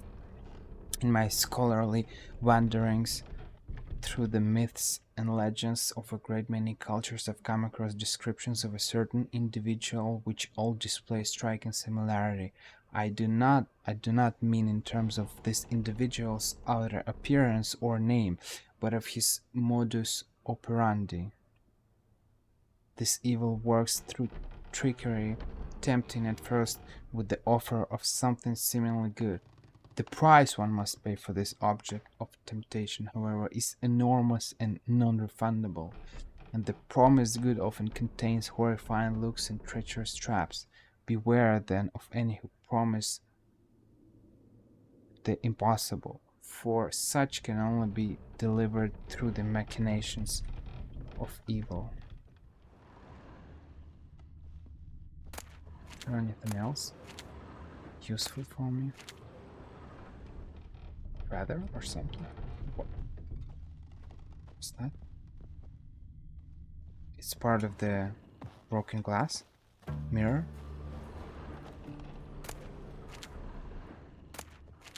Dire fire swallower. Probably something useless.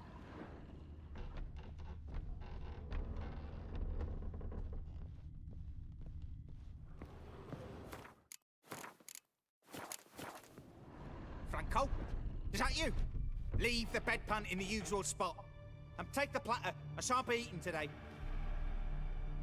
Professor Shakeslock? Who the blazes? How do you get in? Get out. I know nothing. Don't wish to know anything. Understand? No, no, no. Out! Not gonna hurt you. That demon sent you. I'm sure of it.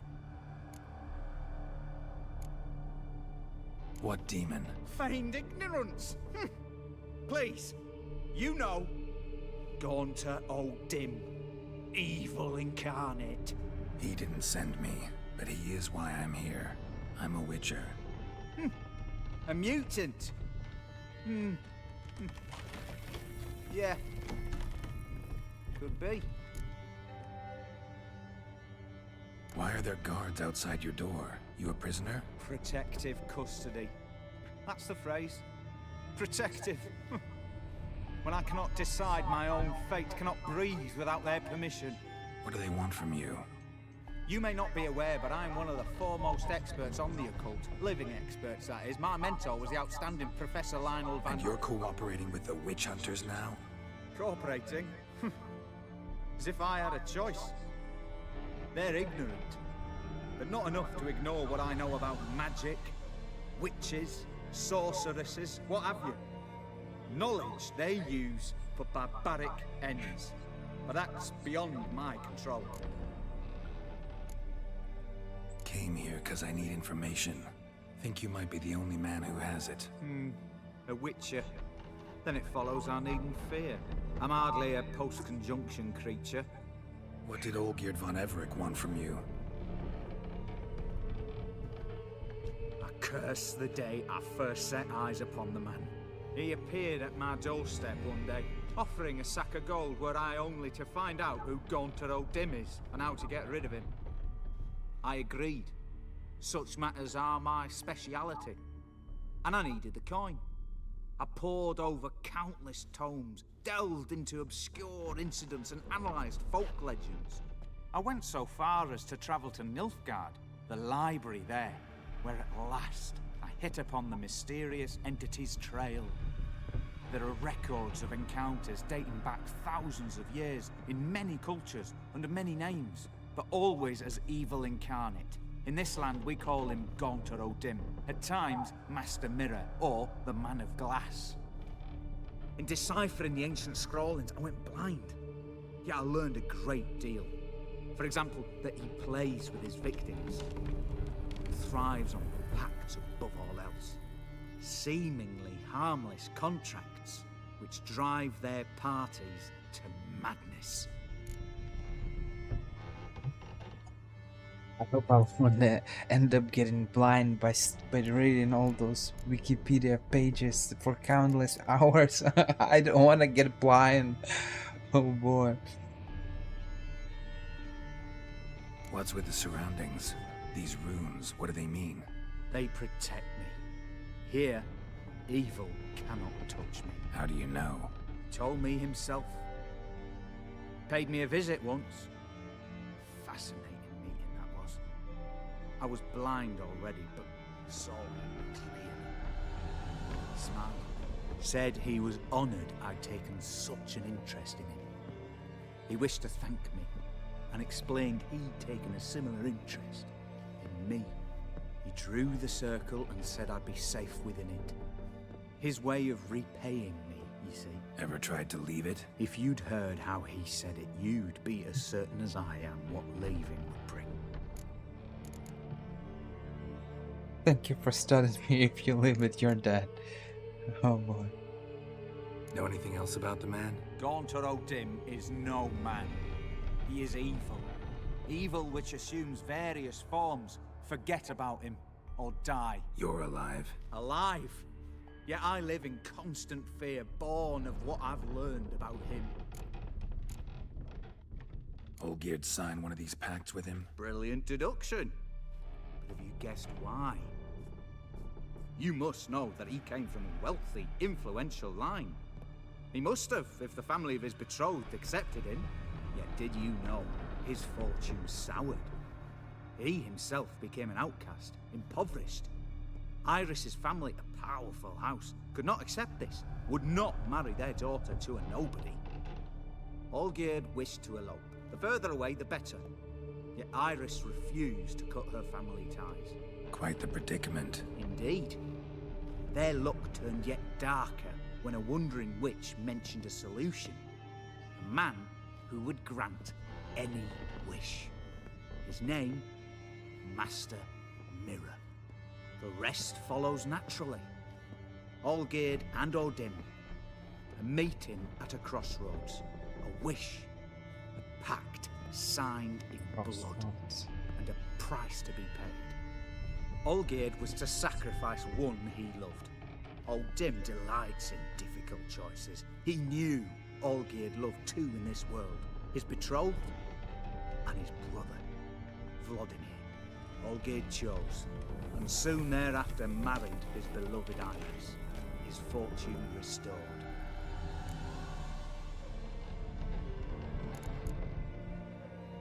So did Olgierd kill his own brother? No.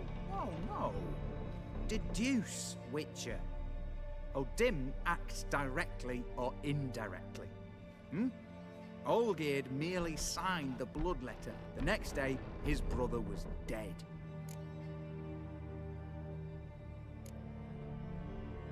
Olgierd tell you all that? He had to. How else was I to diagnose his case? Make it sound like an illness. It's worse. Many illnesses are treatable. But play with evil, and medicine can be much harder to find.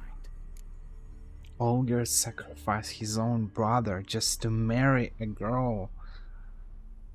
Man, there are billions of people around here. If someone doesn't want to marry you because of their family or their parents or something like that, then let it be. Sacrificing your own brother. How deep can you sink, actually? What are those limits? Why was Olgierd out to get rid of O'Dim? He'd gotten what he wanted. Had he? His heart had turned cold as ice. His feelings for his wife, for whom he'd sacrificed his brother, had withered. He'd lost all he'd loved. Had he wanted any of this? No. O'Dim grants what you wish, not what you want. All who sign a pact learn the difference and die by it. All? No way to get rid of him? Kill him, you mean? Kill evil? No. Yet the annals tell of a man who dissolved his pact by defeating O'Dim at his own game. Meaning? O'Dim wields contracts, word traps, duels of wits. Challenge him to such a duel. He'll agree, and can be beaten. But remember, there is only ever one stake. The sole thing he truly desires. Human souls. You see, it's funny because we come back to this idea of the crossroads demons, which was mentioned in the, as I said, it was shown in Supernatural, when you make a contract. But Supernatural just kind of, I don't want to use the word exploit, but uses this kind of, you know, idea of old beliefs and myths and legends And this crossroad demons, people believe that you can make a kind of a pact, but the price, the ultimate price, is your soul. You see, so you get what you want, but you lose your identity. You lose yourself, which is very interesting. Because in the vast majority of cases, you can you do it out of despair, because you don't have any other options, you don't have any other choices. So what to do in this situation? And I remember a couple of episodes from Supernatural when people actually did that to in the vast majority of cases it was for some kind of money or something like that, or some fame or wealth in life. And they had the vast majority of them had like maybe 10 years or something like that. So it's interesting that in different creations, you see, it doesn't matter whether it's a TV show or a video game or something, we kind of come back to this basic idea of this belief of in something supernatural that can grant you your wish, but you will pay for it with your life. O'Dim left a mark on my face. Any way to get it off? A mark? No mention in the tomes. Strange. Unless it will disappear once your pact is fulfilled. If I challenge him, end the pact that way, will it go away? That I do not know. The one man who succeeded bore no mark. And you see, it's interesting because this idea of challenging him, I feel like it's more of something that we find in a video game rather than in kind of real life or in some other beliefs. Because okay, I don't know, I will probably read about it a little bit more. As I said, it's always this Wikipedia syndrome. You start reading about something and then you spend whole evening. I'll probably finish this one. I'll finish with this, with the main quest. I'll stop recording video and I will go read, and I'll spend whole evening reading about all these things. That's awful, but that's it. And I'll probably read about it. But I feel like there is no this. I'm not sure the challenging the contract issue or this evil is actually possible, though I will read about it. I might even find something on YouTube. There are a bunch of channels on YouTube that speak about such things. I'll probably find something. Thanks, helped me a lot. Good, very good. Oh, to feel useful after so many years locked up, living in fear. Why, it's pleasance itself.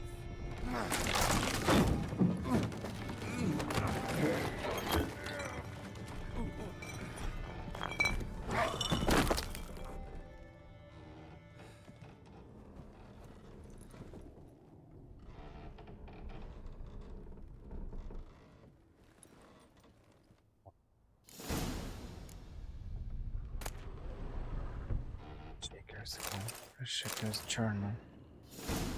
There is something interesting about his journal. Let's see. Ooh, a lot of things. And I guess it will and I'll what quests do I have left? I can visit Shani, and I think there's another victim of Gontar O'Dim that I will find. It's some quest, but I think I thought that I'd see her at some point, but apparently I need to go to some village to find the quest. Because I remember there's a quest with a rich girl and spoons, but I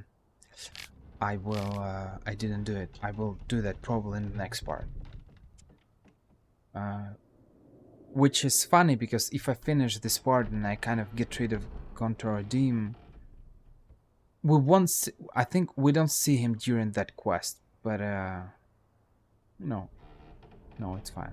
I wanted to say that if we help her to get rid of her curse or something, It could be great to, I mean, it would be weird to see, to interact with Gunter or Dim, but we don't really interact with him as far as I remember. You can lift the curse. That's it. My notes and observations, Professor Shakeslock. The circle Odim created terrifies me. I cannot see it, but I know it is here. I know no name for the sense with which I perceive it. When I fear its bounds, strange shivers shoot down my spine. This is not pain, but something that stands my hair on edge, like a hedgehog's quivers. A month has passed, and I still stay within the runic cycle. Nightmares prey on me more and more. I've come to fear sleep. I know not how long I can withstand it. I dreamt I had a daughter. This was strange, for I have never had children, yet one came to me in my sleep. She was no older than 10. She called me Daddy and loved me deeply. I could see it in her eyes. The strangest part of all was that I also burned for her with a great paternal love. Can one possibly dream of someone who does not exist? Can one love such a one? I no longer fear sleep. Perhaps Odim has decided to give me peace. I have no desire to change his mind. My dreams of Emily give me great joy. My daughter is a good and clever girl. I believe she will grow into a wonderful woman. A shame she exists only in my dreams. Not only do I no longer fear sleep, but now I cannot wait for the moment in which it comes. What a fantastic transformation. If nothing changes, I shall soon try to leave the circle. And I feel like it was the kind of the original purpose. It's like those kind of nightmares or dreams were sent to him by Gunther or something to force him to leave the circle. That's interesting. I know now why I dreamt for weeks of the child I never had. It was his doing. Okay, I spoiled it. This night my daughter died. She caught a strange illness which poked her whole body with hideous oozing sores. She cried, begging me to help. I could do nothing. She died in my arms. I awoke soaked with sweat. I remained a wreck, my mind tattered. 3 months have passed since Emily's death. My heart still bleeds, and horrifying visions plague my every moment. I'm a blind man who wishes he saw nothing, for utter blindness would be a relief compared to these tormenting visions. I cannot persevere much longer. I have become a deeply unhappy old man. I have now lived within the magic circle for a year. Thoughts of suicide haunt my mind ever more often. It would be so simple. I need but step outside the ruins. Wow. And he died like that.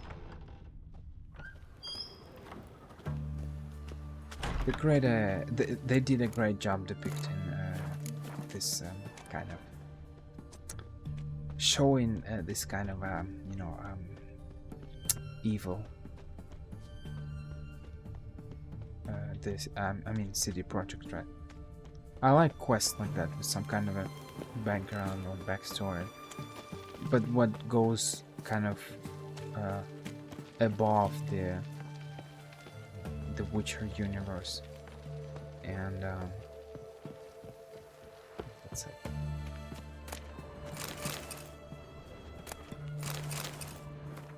We lack such quests. The vast majority of quests are kind of short, or at least it feels like. Where can I go?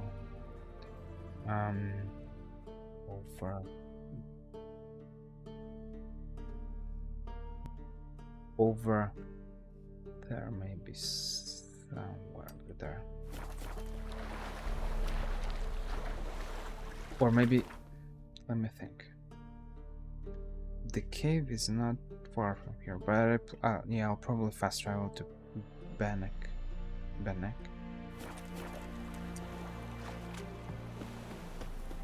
We will see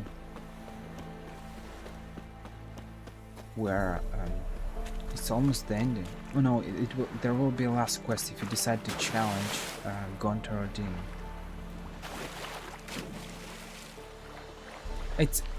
You see, it's a very difficult situation because what should you do in this situation? Should you help? Should you save Olgerd or not? A very interesting choice because he kinda I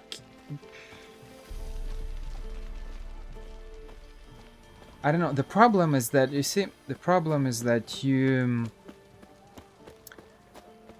in some way he deserves all what happened to him, right? He made wrong choices. He lost some money, he lost some fortune, even though he's coming from a more or less wealthy family, but it's still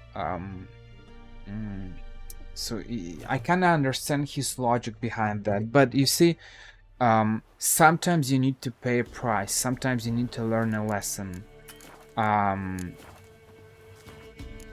for all your actions. But does he deserve all what happened to him? He sacrificed his brother, he lost him, and all of that was to gain approval of Iris' parents. But in the end, even though he kind of restored his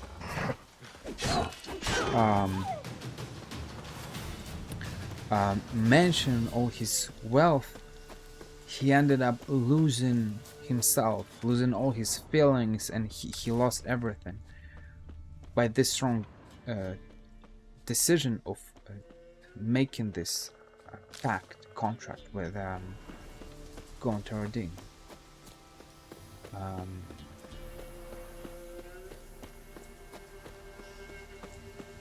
But does he deserve to be killed for that? He already suffered enough. I don't know. At the same time, it feels like if you follow the story, if you listen all these different situations, you speak with the professor, you maybe find another victim of Gontar Odin. Where is that victim? Maybe she's somewhere there somewhere there. There's some kind of estate. Maybe this is the one? Garen estate? Some 240 years ago, certain chosen Garen arrived in this land, the hacky traveler, rider, brawler, and Zeus. Garen looked I don't know how to pronounce that. Around and saw the local meadows in bloom, cool shadows beneath blah blah blah blah blah blah blah. Again with the exquisite wines he had brought from his homeland. Because I don't see any other estates somewhere. Maybe it's here. Maybe I'll visit this Garen estate because there is a quest of another victim of Gontar Odin, and by making all these quests, you kind of start to understand and try to.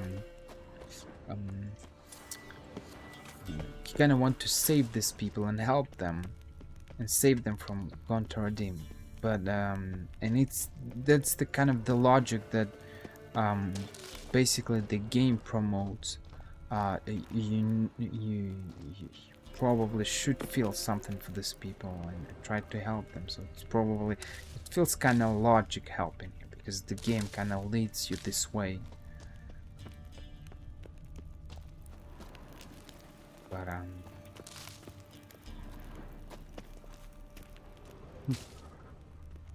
we'll see. It might be interesting to make this additional quest. And I'll try to find this woman in the next part. Probably the next part will be dedicated purely to random Witcher contracts and quests.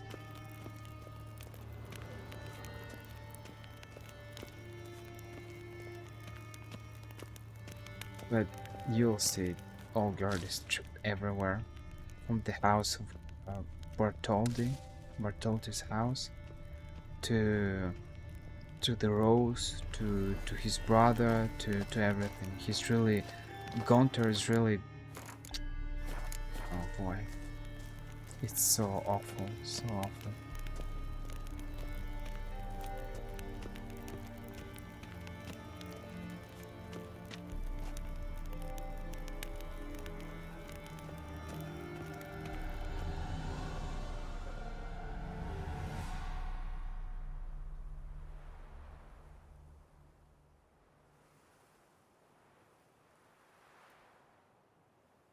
Strange choice of locale.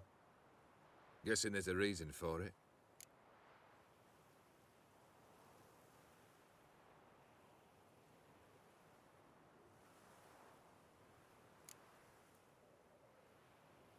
Wasn't me who chose it. I assumed so. But since we're here, I believe you have something for me. Fulfilled the third wish. How do I know this to be the rose? Very well might have picked this up at the Oxenfurt market an hour ago. Look closely at it. Got it from Iris. It was the last thing that bound her to this world. What?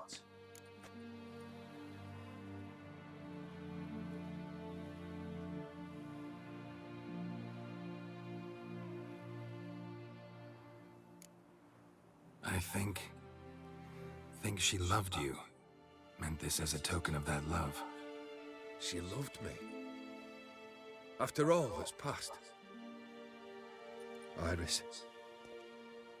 What a mess we made of it all. If I'd only known then how it would end.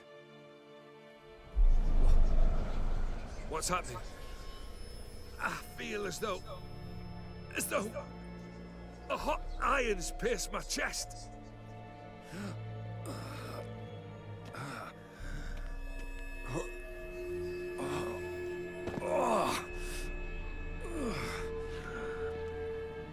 Sorry to have kept you waiting.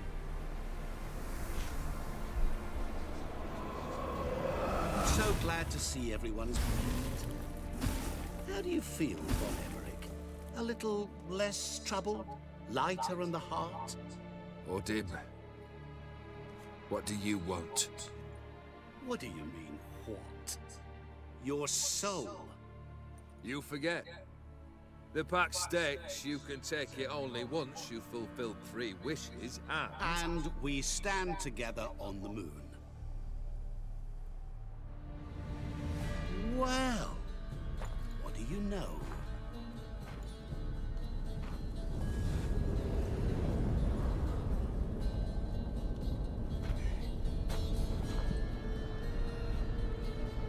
What? No.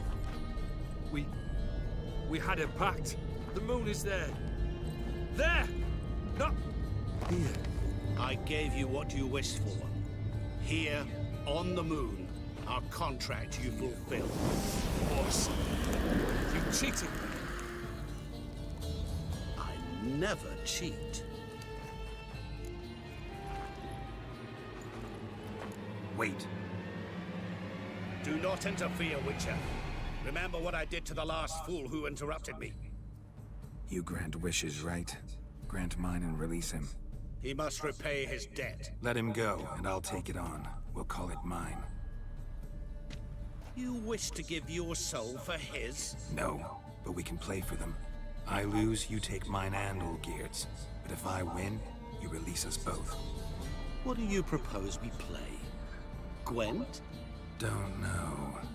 Maybe we can bet on a challenge. You know I'm good at accomplishing the impossible. Seen me do it.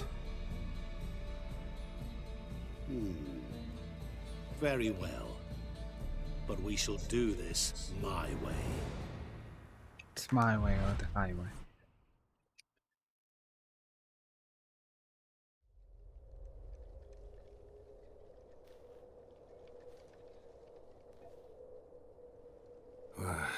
What's happening?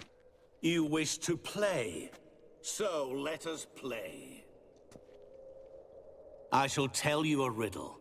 Solve it, and both you and Olgierd will be free. And if I don't? Then for a wild ride. It's what you proposed, is it not? The riddle. Let me hear it. To all things and men I appertain, and yet by some am shunned and disdained. Fondle me and ogle me till you're insane, but no blow can harm me, cause me pain. Children delight in me, elders take fright, fair maids rejoice and spin.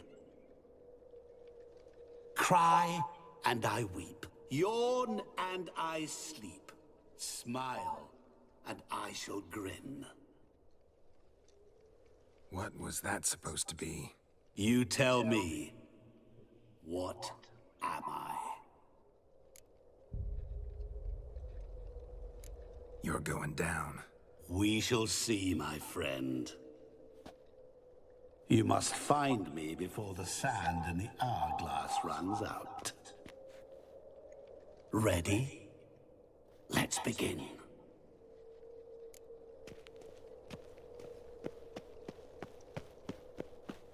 What is this place? You like it? Plenty more where it came from. Just remember, you must find me before time runs out. Looks pretty scary and grim. Come on.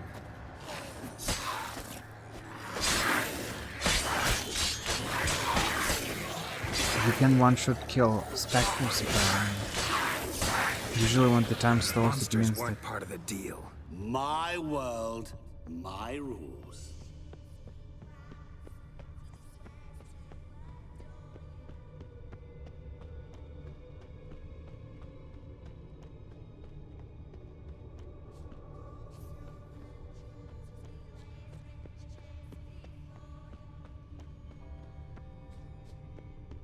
Help! Geralt! Save me!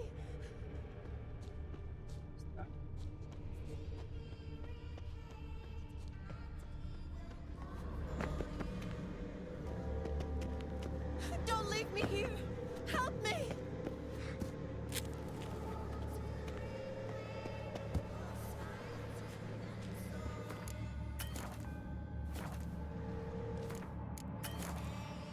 let me say. Shani, hang on, I'm coming.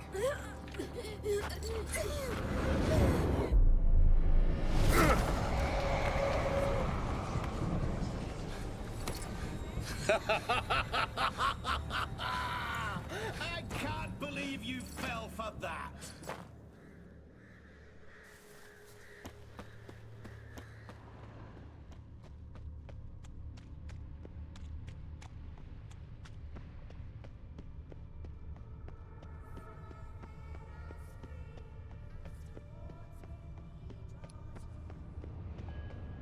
I think the sad thing when you replay such games with riddles is that you already know the answer. So it's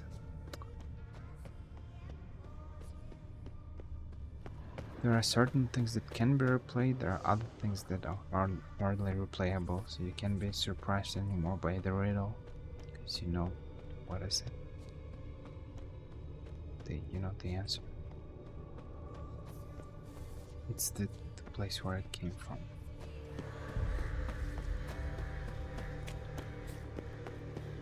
I'm kind of lost here. It's like a labyrinth.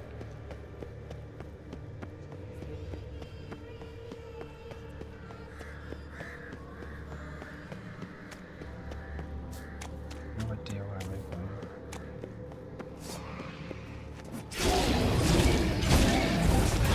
Him? Hi? Whatever his name is. Leshen? Hi. Leshen.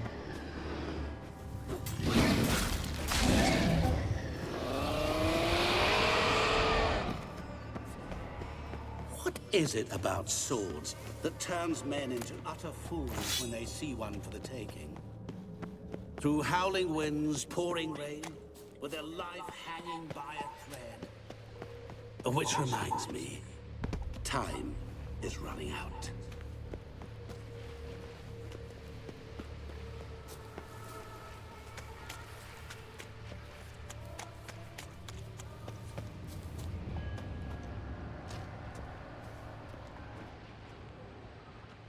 Children delight in me, elders take fright.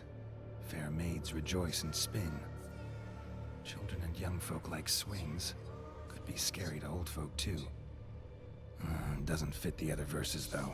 To all things and men I appertain, and yet by some am shunned and disdained. Fondle and ogle me till you're insane.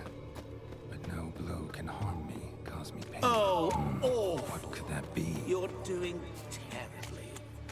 Remember, always give up. Oh boy.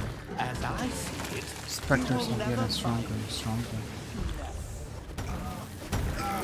At least I one-shotted it, that's great. Something positive.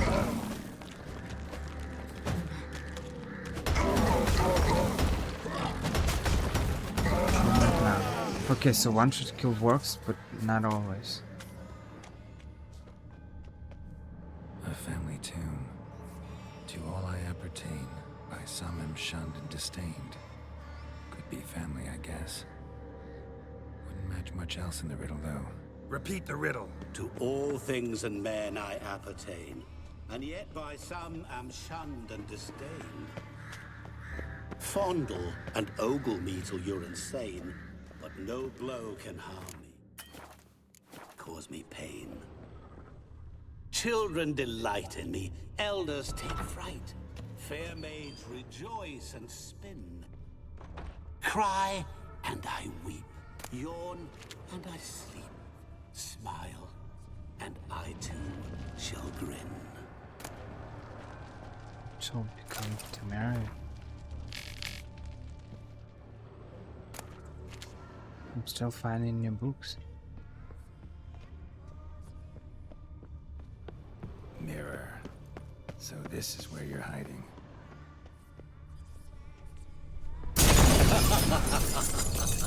Come now.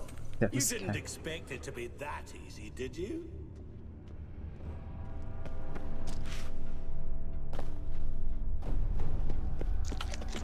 Best enough.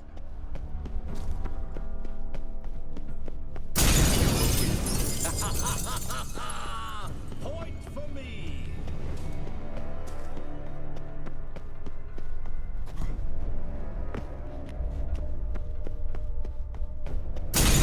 Doing that forever. Care to wager on it?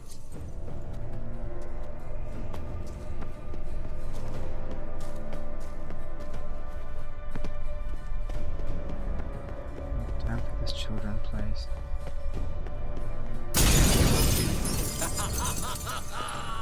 Point for me. Gotta be some mirror here you won't shatter.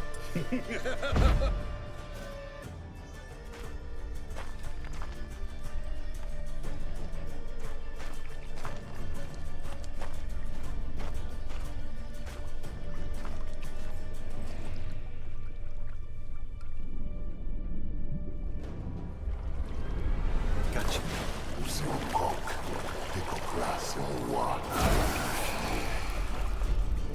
Şevkonia pomige, ara, svede, na amaranei. Assholslar för första dagsarna. Be gone. You've lost.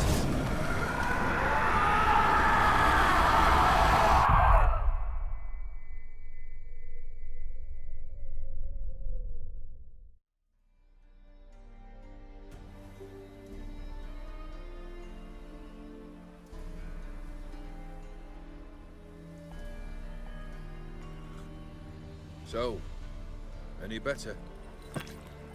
Yeah, thanks. Wine's revived me a bit. This plonk could revive a corpse. An exquisitely rank vintage.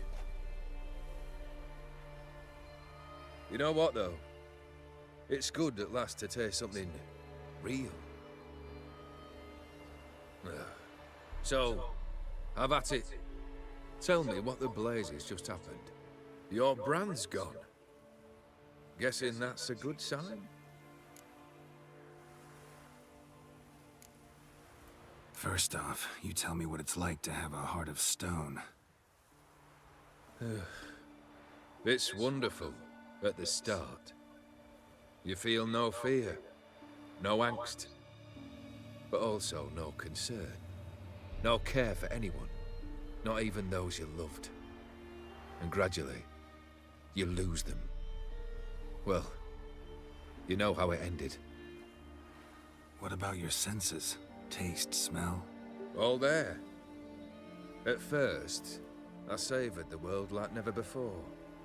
It was stronger, more clear. How's that possible? I did not wish for a heart of stone.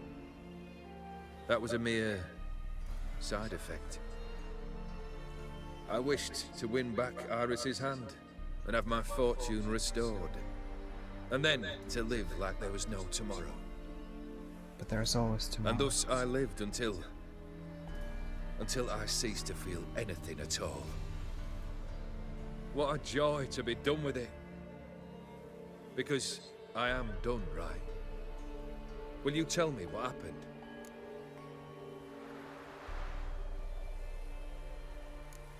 O'Dim decided to have some fun at my expense. Devised a game I was supposed to lose.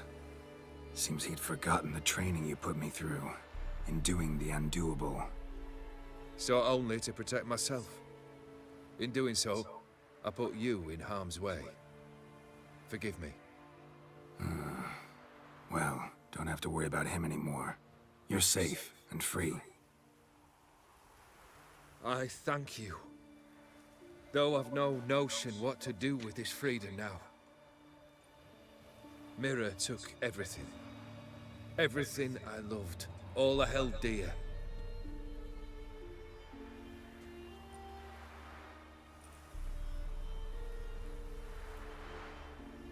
Not true. Got your heart back. A bitter victory. Now at last I sense how much I've lost. I've a heart again. Yet all it feels is grief, sadness, and defeat. My life is a ruin. You see? He doesn't deserve to be killed, because this punishment is way worse than being killed. Because he will live with the consequences of his actions, of his wrong choices. Because he sacrificed his brother to, as he said, restore the wealth and love of Iris. Yet, not only he didn't do that, but everything has gone wrong and Iris died as well. He killed her father, and he needs to live with all those memories, you see. This is why a lot of people think that killing someone is the best way for a punishment. An eye for an eye, life for life. No, in reality, the worst punishment is when you actually grow up. Because he grew up as a person. What he felt in the beginning is not the same thing as he feels right now. And now he understands all the consequences and all the choices that he made. He now understands that everything was wrong. He lost everything.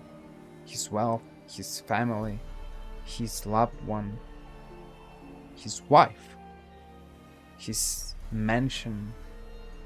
And now he's completely alone. You've handled tougher situations. You'll figure this one out. Got a company of faithful comrades waiting. Got a home, your fortune. No. I cannot live as I did before. So what'll you do? I don't know. But one thing's clear. It's time I took fate into my own hands. Lived life anew. And truly, this time. Sounds like a plan. I'll never forget what you did for me, Witcher. I have something for you. Can't accept this. You can, and must. This sabre's been in my family for generations. Even when I'd lost all else, it remained at my side. Means a great deal to me. All the more reason why I can't take it. Do me the honor. This'll mark the start of my new life. And such a weapon could be right useful to you. Thank you. Ow! Sorry. Iris.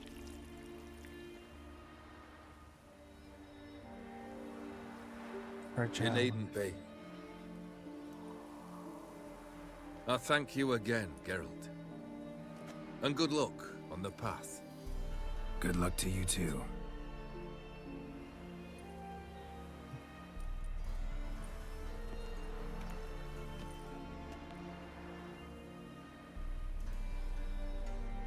Well, this is the end of Stone. I'm actually curious why they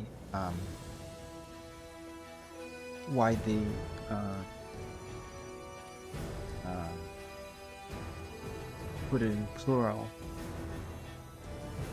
parts and not a part of Stone, while this story revolves around Olgierd.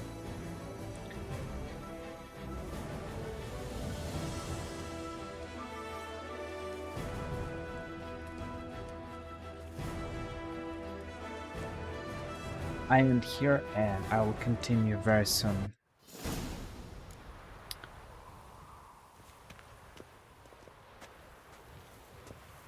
Hearts of Stone